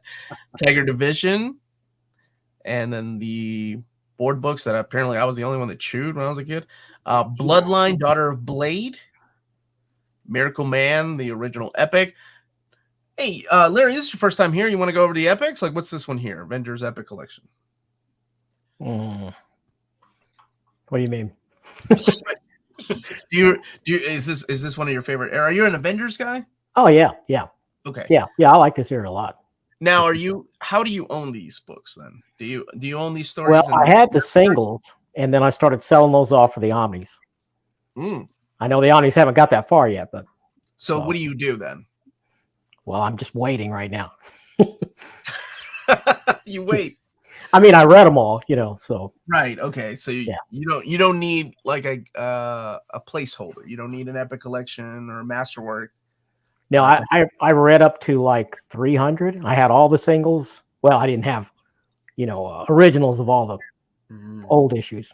Had How some far back reprints. did you go? What was the oldest single issue you had? Like 45, maybe 48, something like that. That's awesome. 45 and 48. Nice. 45, the X-Men crossover? I think it is. I think it might have been. I had a raggedy copy. It wasn't a great copy, but Doesn't matter, man. Yep. So I know you got these New Mutants Epic Collection, Demon Bear Saga, yeah, got the Omni for that. and then Amazing Spider-Man Round Robin reprint. Ben, were you a fan of Venom, or is that era that you consider modern? You're like, I don't know about these guys. I've never really got the appeal of Venom. I mean, it's just seems okay to me. I mean, as a villain, I can see that. Ghost Rider, who's your favorite Ghost Rider, Larry? probably Johnny Blaze, but I like this era. I've read a lot from this era, and I really want an Omni of it. So yeah, I do too. Yeah, a lot of people do, surprisingly. Yep. And Guardians of the Galaxy, Larry. I know it says modern era, but you should definitely read this. If you I had most of the singles of this. Mm-hmm. I might have had all of them at one time, and I've got some of the Omnis now. So yeah, I like this stuff.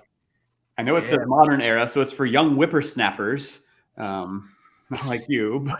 But 2008. They're not that young anymore, right? If they were young back. I was still collecting singles probably in 2008. Yep. Oh, were you? Okay. Mhm. Phil Owens is saying, by claim to fame, a complete collection of Avengers 1 to the Shudder Bendis era. Wow, that's a heck of a run. Hawkeye Volume 2 and X-Men Protea's new printing. Ghost Rider by Ed Brisson now coming out in a big, thick trade. That cover looks great.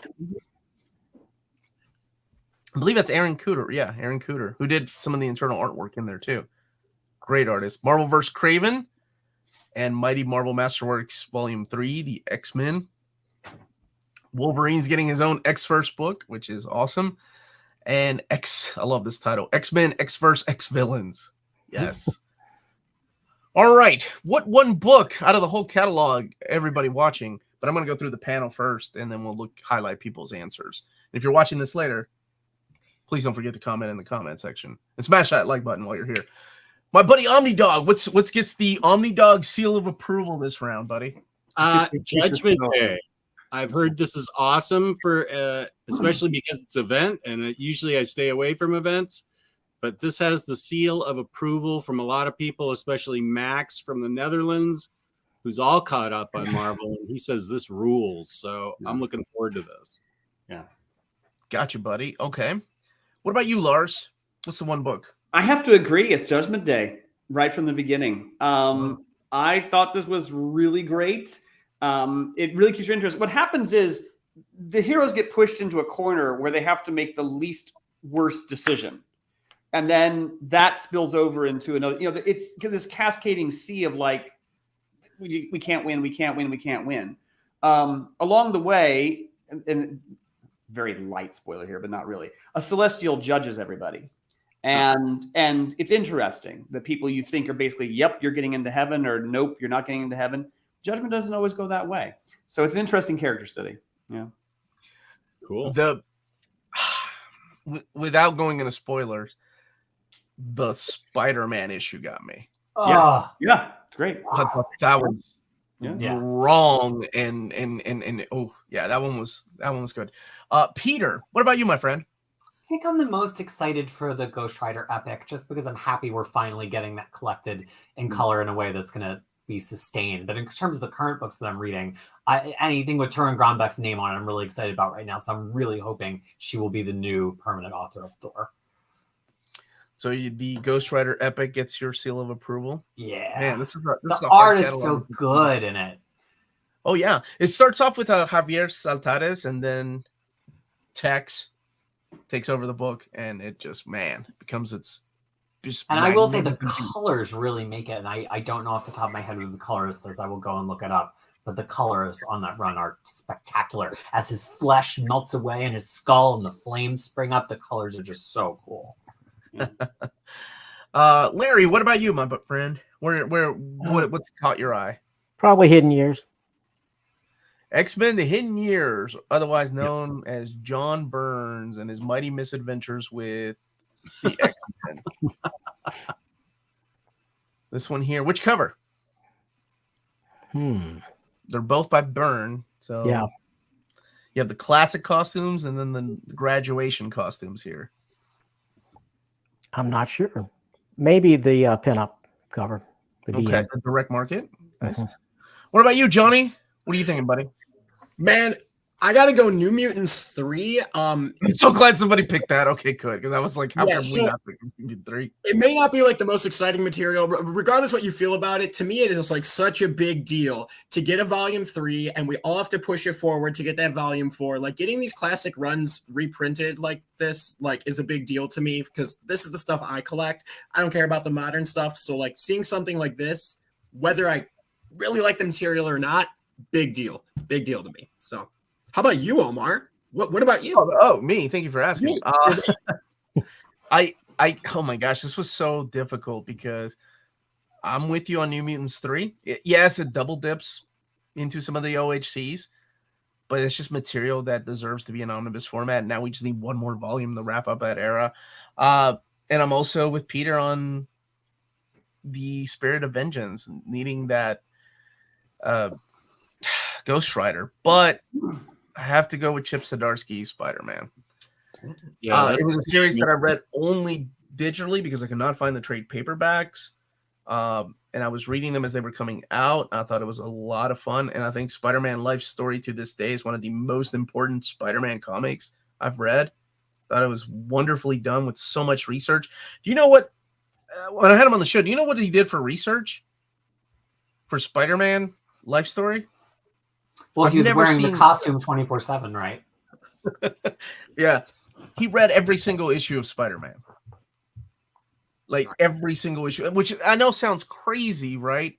For a writer to do that, but like I have never heard of another writer do that. Like I can't imagine Grant Morrison taking over New X-Men and Marvel's like, hey, before you take over, can you read every issue of X-Men? Because our fans love continuity. And they're gonna get pissed off if you like make never mind, that's a spoiler. Pretty impressive. I can't even make that joke. So I was like, holy crap. He's like, yeah, I just didn't want fans pissed off at me for like leaving something out and when these stories took place. I've never heard of somebody doing that. Like, because even then it was like 700 something issues that were out. So props to him, and it's a great story. And getting an omnibus treatment, it's very nice. As someone who wants to write Spidey at some point, I'm currently doing that. Okay. Good journey, my dude. Good journey. Now let me go through the chat and see what everybody else is excited for. And let's see here. Actually, Omar, I actually have to go. I want to thank you for letting me be on the show. I appreciate it. And I had fun seeing all my friends here. Dude, thank you so much for joining me last minute. Good to see you, Jess. When he bumped you to the top, that you got the live clock thing across your face. You look like Madam Web. You look a lot like Madam Web. Oh my God. So funny. That's right. So thanks for having me on. I have OmniDog's book club at 3 p.m. I expect all 80,000 of your subscribers to tune in and watch that live. Certainly. I can't even get them to watch all my live ones. Thanks, buddy. Anybody else need to go? Then there were 5. Okay. Miracle Man, Silver Age, Brisen's Ghost Rider. Should have been great given the pitch, but man, it sucked. I haven't read it. Oh no, I read the main series 1 through 7 and one of the one shots. Is Heroes Reborn Return considered pre-post crisis modern era? I would think that's probably where modern era may start for them. Omar, can I ask you something I just realized? Yeah, what's up? Is this the first solicit in a while that there are no remaster works? That just dawned on me. Or were there none in the last month either? Okay. No, I don't think there were any in the last month. But sometimes they can double up, right? Like I'm sure some of you all have noticed the release dates, right? We're looking at November 2023 for Spider-Man by Chip Zdarsky, but if you go into the same catalog, you're looking at January of 2024. Just because you're not seeing it in this catalog doesn't mean that they're not going to show up, and they don't have it released. They don't have one released every month. It could show up in the June catalog, and they can double up. Is anyone else starting to collect Masterworks again because of the Remasterworks program? Because I am. That's a big. I can't believe this is happening in my lifetime. It's a big deal that they're coming back, and I hope they do well enough to keep getting those reprints made, because there's some that have gone out of print that are insane. Well, I'm banking on them doing that so I can fill in gaps, so I don't have to buy like $200 copies. But yes, I digress. A lot of them. Judgment Day, Devil's Reign, Hidden Years, and I had stopped at Bar Daredevil by waiting. That actually surprises me. Bar and possibly Devil's Reign, the In Hugh Glee cover.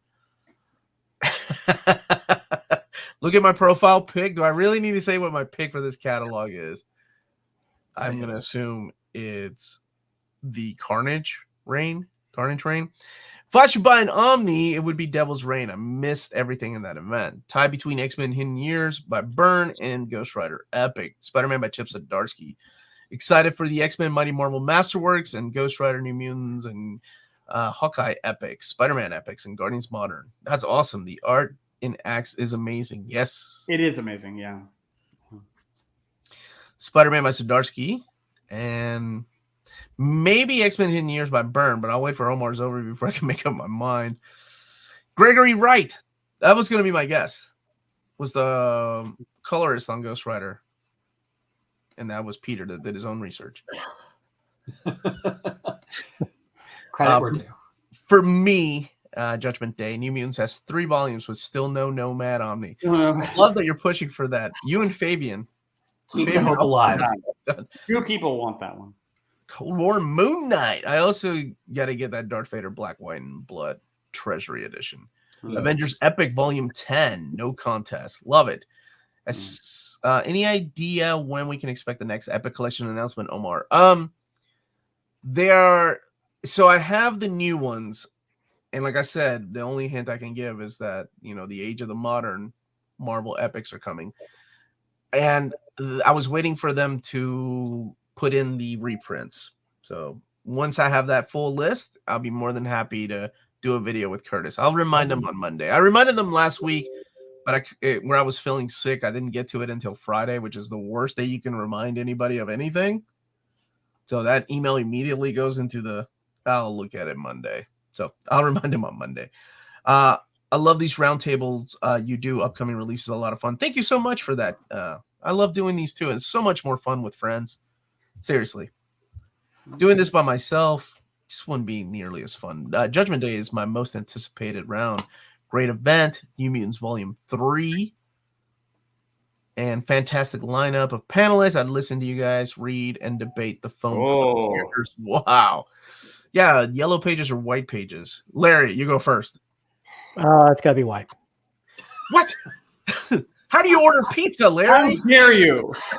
Well, I gotta say, dude, I have one page from a phone book torn out and magneted on my fridge, and it's the pizza page. I was gonna say, how do you order? That's true. That's true. I just, you went with white pages. Pizza for sure. No Destiny of X-Trade. Oh, I answered that already. That will be. I'm philosophically against the phone book because then I'd have to talk to people more. And it's just yeah, that's the real answer. Any word on Wolverine Epic Volume 4? No news yet. Hey guys, Judgment Day Ani is in reading order. We don't know yet. Yeah. I usually, as soon as I get it, I kind of flip through the books to see if it's in reading order. But that one, I haven't read all of it yet. So I have some confidence that Marvel has figured out the importance of this. But Omar, do you still find there's times that they really don't get it? Well, I think most of them they would get it right. Well, if I pointed out, like the whole Spider-Man thing with Spider-Verse and Spider-Geddon, I was like, people are so thrilled about this. Yeah. But can we make sure this time that it's in reading order? It will take a little bit of research, not much, but it would just, people would benefit from it so much. Yeah. And then I feel like, what is reading order sometimes with events? Like, like King in Black, I think is an example. I wish they had done a few more tie-ins or miniseries in between issues. But then the extremity of that is Flashpoint, which to me is no.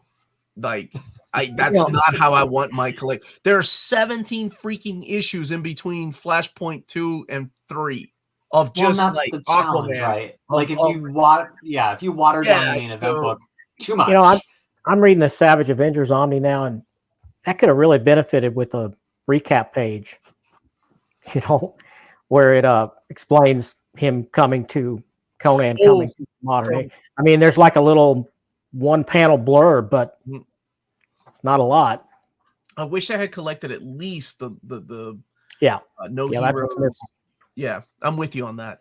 So, I mean, mapping, I think it's case by case, right? Teams like X-Men, I think are greatly mapped. When we get to Uncanny 13, 14, when they start putting in adjectiveless X-Men, I think they're going to be in good hands, just because that team has done such an amazing job with the Masterworks and the Epic collections. But then sometimes, you know, we do get things like King in Black, where, man, I really wish they had put in a couple of more issues in between these event issues to really flesh out the story of what's going on out there, how big this event is, right? Instead of like, it feels like, oh, it's just Venom fighting Null and his son might be involved. And that's kind of what you get, instead of like the scope, how big this big battle in New York is with like the Avengers and the X-Men. But I think it's what Peter said. It's really hard to kind of go middle ground, right? Middle ground is where you want to be. You don't want I don't want Flashpoint, but I also don't want things like King in Black. Kind of want to be somewhere in the middle. Just make me happy. That's what I want. Just make you happy. You can imagine their power and make absolute tyrants, and it's fine. I see my namesake in the feed says, having almost no interest when it comes to Marvel releases, I still enjoy these live streams. Well, that's very kind of you to say. Well, thank you for that, Lars. All these years, I thought you were the same Lars. Other Lars, that's very nice of you. Although, like, is buying Marvel where you are just considered a gauche or something like that? I mean, I don't know. But it's nice. Be good, Carlos. Be good, man. I'm a DC fan mostly, which is like supporting the 49ers. Can't wait. I will quickly say that. Yes, Marvel's crossover events of late I feel have actually been very good, particularly the X-Men ones. That's why I'm very happy to buy them in an omnibus form. DC's have been like that latest Crisis event that they did. That was, Jesus God, you're out of ideas for now. You're just doing another Crisis thing. Marvel seems to have it more together there than DC does. I like the Crisis books though. Like it's just. Oh no, overall I do, but the last one was just okay. Now you're just filling space. Yeah. Oh, the last Crisis that they had. Well, okay, I'm not gonna say I like every Crisis book. Identity Crisis and Heroes in Crisis can go. Heroes in Crisis was a bit rough, although I do like Tom King. But yeah, DC making me regret my name. I'm happy I spelled it with a K. I'm sorry. My wife is asking if I wanted. She is going out to get some food. She said, I don't feel like cooking. I'll leave it downstairs.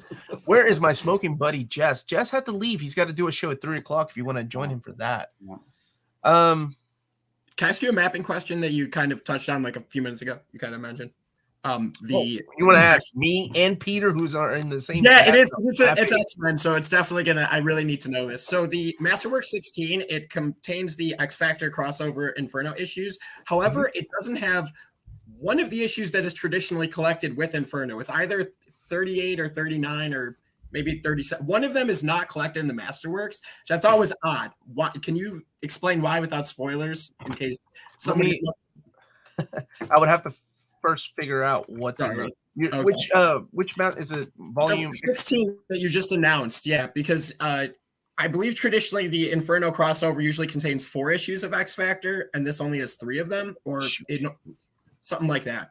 I don't have the info in front of me because it's not solicited. It's not solicited yet. I know. I tried looking it up myself. I'd have to pull up your video, but yeah, if I could ask you behind the scenes then, because I really do want to know that.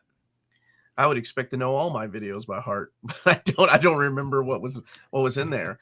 I was you know, it does answer the question of how they're going to do the X-Men Right. Omnibus volume. From memory, I feel like there was maybe 3 6. X Factor issues that, you know, like direct tie-ins. And Right. then sometimes Part they, the 1st, 2nd, 3rd, 4th, 5th, and 6th. yeah. There's And your sometimes they X-Men. staple on other ones. But you know, you could backtrack forever. I am actually thrilled that the Masterworks are boiling out all that extra stuff. I mean, Yeah. absolutely thrilled.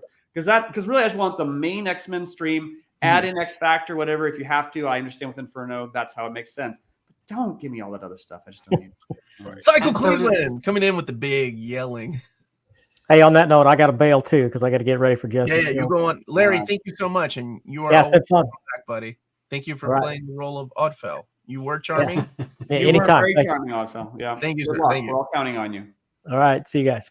So to fully answer that question, the Uncanny X-Men Masterworks Volume 16 has Uncanny X-Men 232 to 243, which takes us to the end of Inferno and Yeah, Annual Inferno. 12. And then X Factor 37 through 39. So I think the thing that's unusual about that is that X Factor 36 was bannered Inferno, but it's not one of the direct crossover No, it issues isn't. with Uncanny X-Men. It's like establishing that might be the one where all those people die in the elevator, I want to say.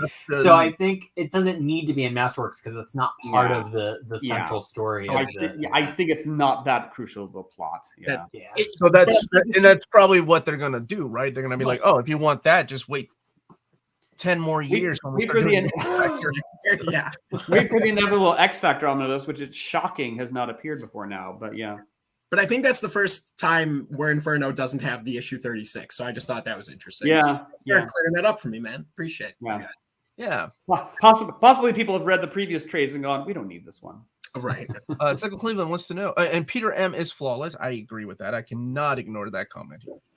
Yeah, Peter, you have some great hair, dude. I've been wanting to say that to you for a long time. Like, if I was you, I'd be running my hands through it constantly. That's why he's at the top, right? Like, so you put the pretty people at the top. Yeah. Wait, Johnny, I'm sorry. Hey, man, I put you at the top too, but I can't like put 3 people in myself. I get it.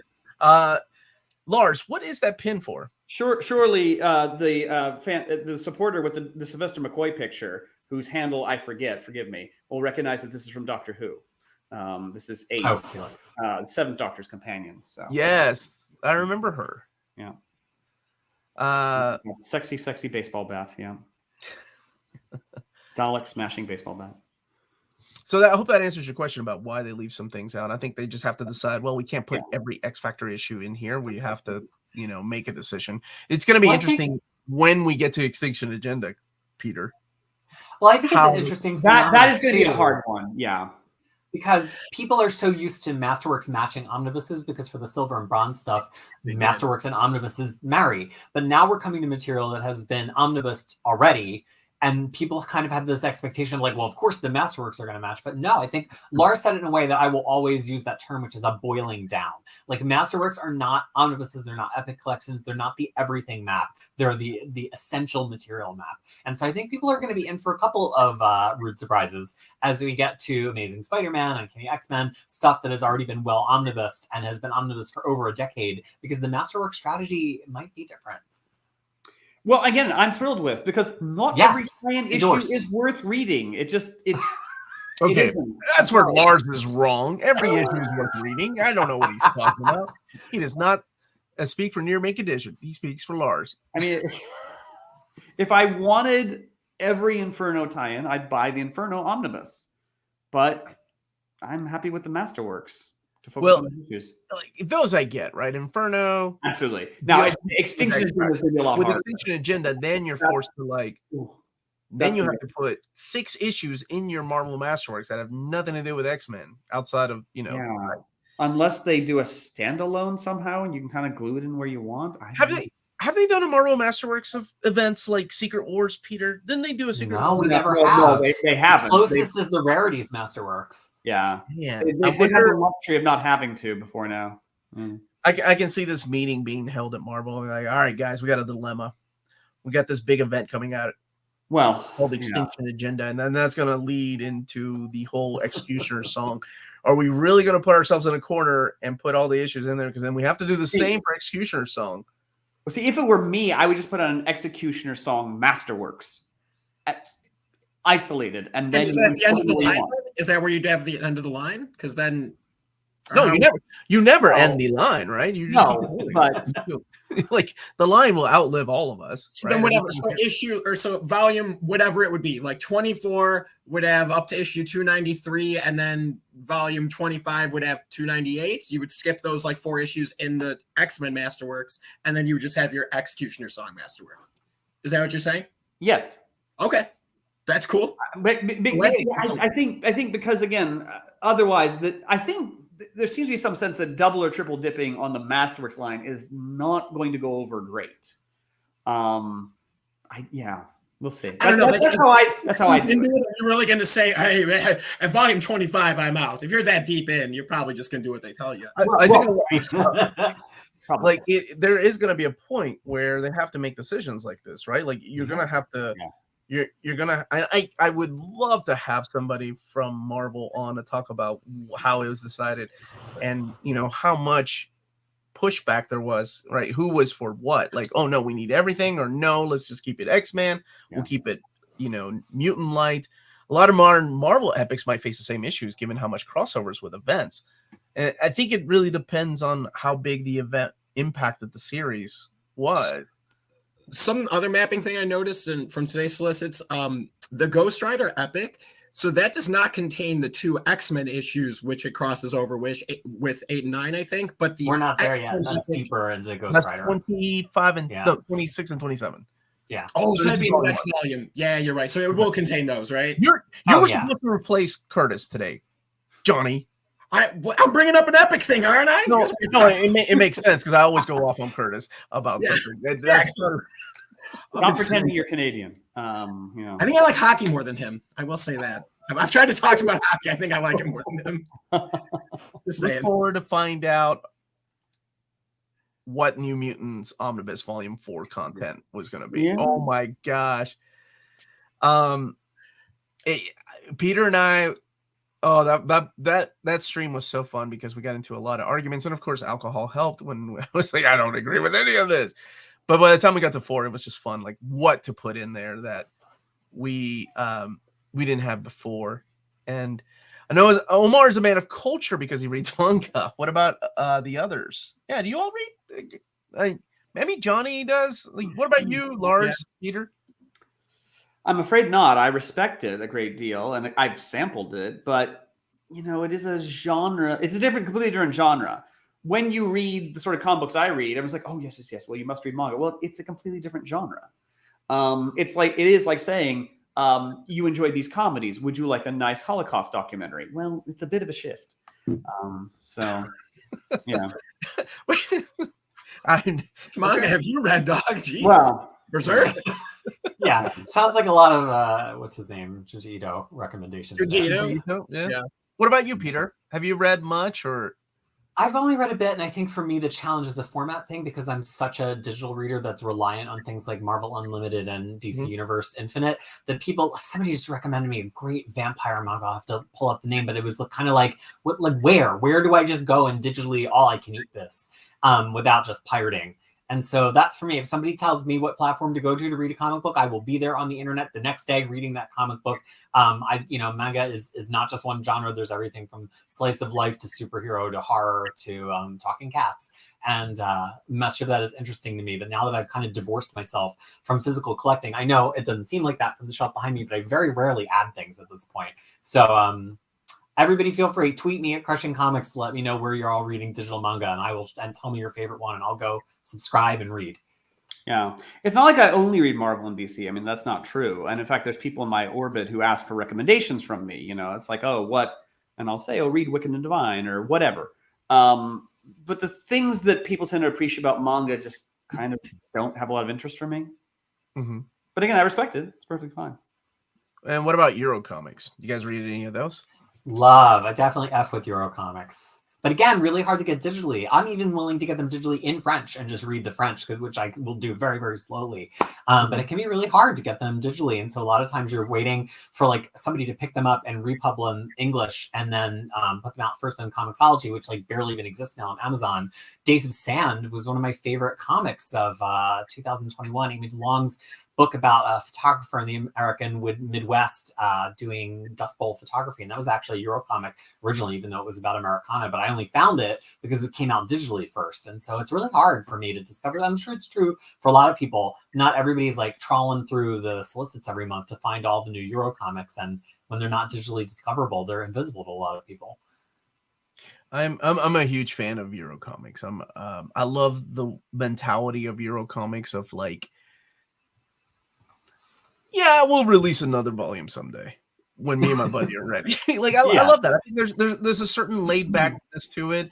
It seems like here we have a machine we're used to, and it's a well-oiled machine of cranking out issue after issue, making a trade paperback, giving a hardcover, getting an omnibus. But with Eurocomics, the releases are, hardcover releases. Like, oh my gosh, I can't wait for the next Black Sad. Oh, you got into Black Sad? That's awesome. Guess what? I've been waiting 6 years for volume 4 or 7. So get in line, buddy. In a way, manga is like that too, with a lot of the creators. One of my favorite ones, of course, being Berserk, and that was notorious for all the delays, but because Miura was a beast at like detail, and he wanted the book to come out perfect, and at the end of the day, it was his decision when it was coming out. So it's not like it definitely a different mentality overseas as far as releases.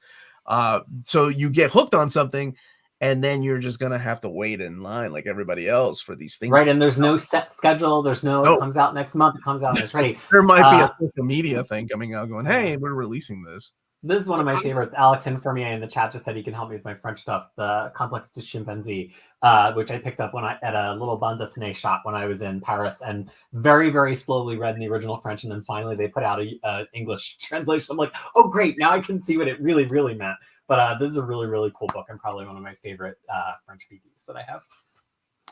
A couple of things from the comments. One person keeps asking, do they reference Avengers versus Oh yeah, I was going to click on Dean Judgment Day. And I can't remember if they reference it or not. It might, if they do, it's pretty fleeting. Because there was this odd reset with the Krakoa era where it's not like the past didn't happen. It all happened. It's just that we've reset all the relationships, so we're not going to talk about it. We're not going to really talk about that time that Cyclops was possessed by the Phoenix Force and murdered Charles Xavier. And then even though it really wasn't his fault, all the X-Men treated him like crap. They just don't really refer to that. So if they mentioned Avengers versus X-Men, I think they kind of did it in passing. I just don't think America is really aware of Eurocomics yet. And I think that's what's wonderful about For the Love of Comics, which is a wonderful YouTube channel. There's a couple of other people that are pushing for Magnetic Press. Humanoids has done an amazing job, and I mean amazing job of bringing a lot of that stuff over here. Dark Horse is no stranger. Fantagraphics. We're doing a lot better than where we were. And honestly, a lot of the American creators have kind of borrowed what they do in Europe. Ed Brubaker and Sean Phillips, for example, are prime examples of like, hey, I don't want to do single issues. I want to do an album like they do in Europe. And then, we'll release a follow-up whenever we're ready for that follow-up. And I think, more and more, we're going to start seeing a lot of American creators borrow that from overseas, that mentality of like, hey, let's just release this as a graphic novel or hardcover. I think we're going to start seeing a lot of that. But so I think we are getting better about people acknowledging that these books are out there and available in your language too, not just in French, like Peter said. A lot of the companies translate that stuff.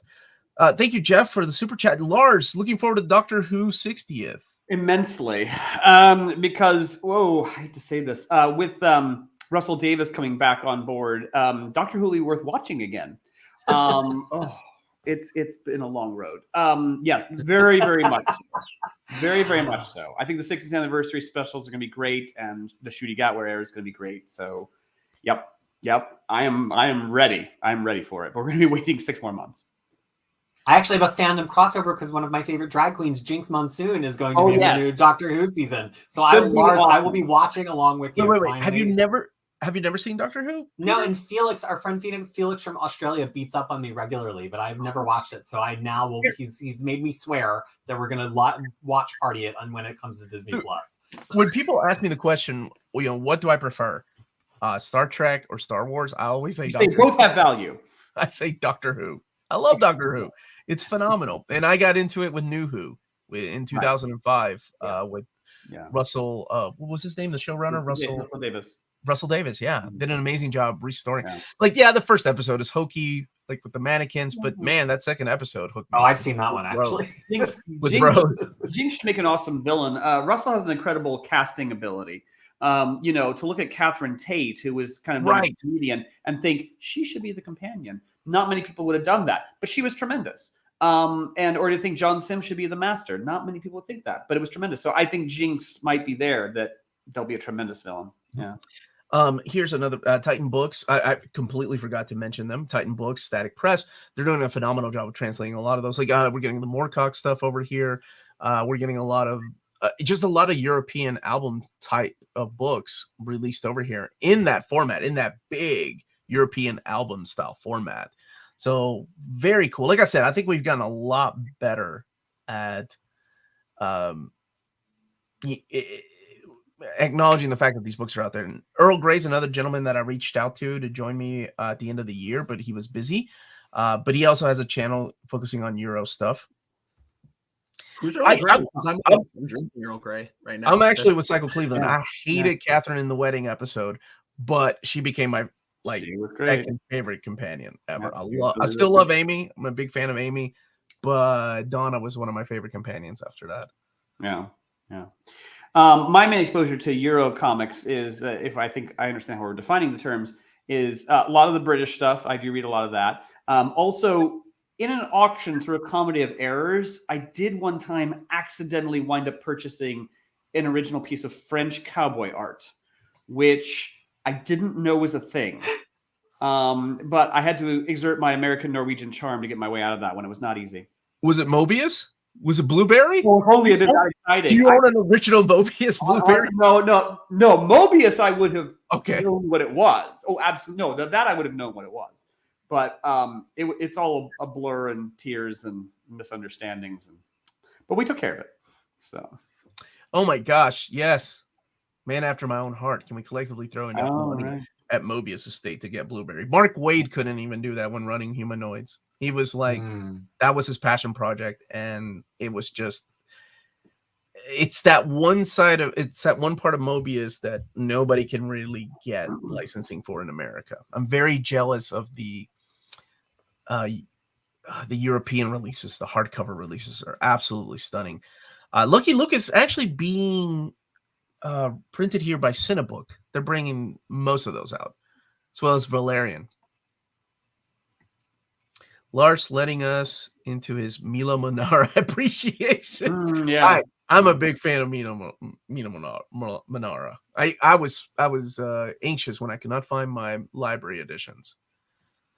What's up, Lionheart? How are you doing, brother? I'm doing a lot better, man. Doing a lot better, but I do have to wrap up because I kind of got to save my voice. Got to record a video and edit. And I want to, before I do that though. Oh, hold on a second. Omar, from your own binding repair video, do you or anyone on the panel have any tips on how to open stuck or glued together pages in a new omnibus with minimum damage? I would get a razor blade. How are they stuck? Is it the ink or is it like the pages are actually glued together or something? I've had miscut ones where they've been like two pages stuck together and you got to razor blade them, but it's not going to look clean. Yeah. It's not factory cuts. It's just not going to look the same, I don't think. Well, it kind of depends on how the glue is affixed to them, and if they're, I think Johnny's talking about like when you get pages that are miscut, because I've had to kind of razor pages too, and it's never fun. If it's glue, you might have some options. You might be able to heat it up with a hair dryer to make it more pliant to get the pages unstuck. You might be able to very, very lightly brush the glue with some kind of a solvent and see if that loosens the glue up without actually getting the pages wet. But it's hard because you want to keep this book and keep it nice. I think blow dryer would probably be the place to start because it's not going to really hurt anything as long as you keep it away from the rest of the binding. You might want to look up the comic cleaning video too, even though they're going to be talking about an actual comic. There might be some information in there on how to get a sticky substance off without damaging pages. I would look into that. Every now and then, a comic glob of ink that sticks between two pages when then dry. Okay. I think it's the pages. It was the last copy, so I couldn't return it. Oh no. Yeah. My Van Omnibus came with this weird, like the last 10 pages were all like together, like the pages were together up at the top. So I had to take an X-Acto knife and cut it. Oh, it was horrible. Now, thank you so much for the people that let me know about the ad. Apparently there was an ad that played, so I'm gonna look into that again and try to stop it. I thought I turned it off. Do you think that we're gonna get a Ghost Rider Marvel Masterworks Volume 1 reprint? I really hope so. Probably not until they hit that time. It will be a long time before they do that. Well, they're just not in the habit of reprinting Masterworks. I mean, the it's last great. time it happened was like 15 years ago. It's great that they're re-releasing, the early ones, and that's splendid. But I mean, like, they may never get around to reprinting Fantastic Four Masterworks number 9. I know it won't be a lot, but if they skip those Golden Era and the Atlas Era ones, that'll speed it up a little bit, like by a few months, maybe like a year overall with the whole line. If they're reprinting everything from the get-go, do you know what I'm saying? Yeah. I mean, Marvel has not telegraphed they're reprinting this en masse. They just haven't. I mean, the early they want to keep the early stuff there because it's the inception of the characters and the history behind it and all that. That's great, but a lot of the Masterworks are not going to get reprinted. No, not everything's going to get remasterworks. That's literally a remastering process. Think about like your favorite movie getting remastered for 4K, and it's not every movie that gets remastered for 4K. They're going to remaster the Masterworks that are going to sell. We're not going to see the small lines. And we already have a ton of new Masterworks coming out. It's not like we're starved for Masterworks. Yeah. So, yeah. You say that, but they can't come fast enough. Well, yes. No, that's true. We simultaneously have a ton, and we need more. We need more. We need them all. Yeah. All right. So before we end the stream, I just want to thank these guys for joining me. We'll go around here and introduce yourself and where people can find you. Lars, where can people find you, buddy, when you're not hanging out with me? I'm on madnorwegian.com, and we have just released a new installment in our About Time series, which examines the social and political context in which Doctor Who was made, a second edition of the Tom Baker era. It's so big, we've had to split that into 2 volumes, whereas previously it was 1. So yeah, About Time by Tat Wood, edited by yours truly. All right. And Peter, where can people find you, buddy? I'm Crisis with a K throughout the internet, and my home on the internet is crushingcrisis.com. Crushing spelled like anybody would spell it, but Crisis with a K. It's a blog. I've discovered some of you don't know what that means, and someone gave me a great analogy. It's like a single-person wiki, and that's really what my site is. It's a single-person wiki to how to collect the entire Marvel Universe, a bit of DC, and all of Image's launch books from 1992 and 1993. And I write there about comic books and drag art every single day, so I'm sure we'll have a Doctor Who crossover a little bit later when the new season arrives. There you go. Thank you so much. And to my right, Dying Breed Collectors. What's up, buddy? Where can people find you and follow you? Right now, best place is at Dying Breed Collectors on Instagram. I do have the eBay store still up and running. And then the convention here in Chicago in August is going to be the coolest place to come hang out with me. Frank Miller is going to be there too. So Johnny and Frank Miller in Chicago. I mean, what else could you guys are going to be together? I didn't know you guys were going to we were in Baltimore. You saw that picture. I hung out with him in Morton Steakhouse. That's a true story. That I did. And hey, one real quick thing. Peter, I've never gotten to meet you. I do want to thank you for Crushing Crisis because there are several permanent open tabs on my computer, and Crushing Crisis is one of them. So thank you for everything you did. Huge help for people like me, like for real. Thank you very much. Wow. Thank you so much, Johnny. No and I am Uncanny Omar here at Near Mint Condition, where I have a video out every day. Then this is the place to find me. My wife is holding a book club on Patreon at 5 p.m. And we do have a Patreon. You can check out the link in the description below. It's starting at $1. There's a $5 tier, $7.70 tier, $10 and $35 tier. But you can check that out. It's to meet your needs, as she says. But yes, if you're a fan of my reading orders, is what I was going to say, you definitely need to do yourself a favor and check out Crushing Crisis website. Like, he doesn't miss a thing, and he is one of the greatest. And I'm so glad that he joined me for this. But that's it, everybody. Normally I do this on a Thursday, so keep an eye out on that, and stay healthy and safe, please. Hit that like button on the way out. Check out cheapgraphicnovels.com and tell them Near Mint Condition sent you their way. Much love, everybody. Thank you all.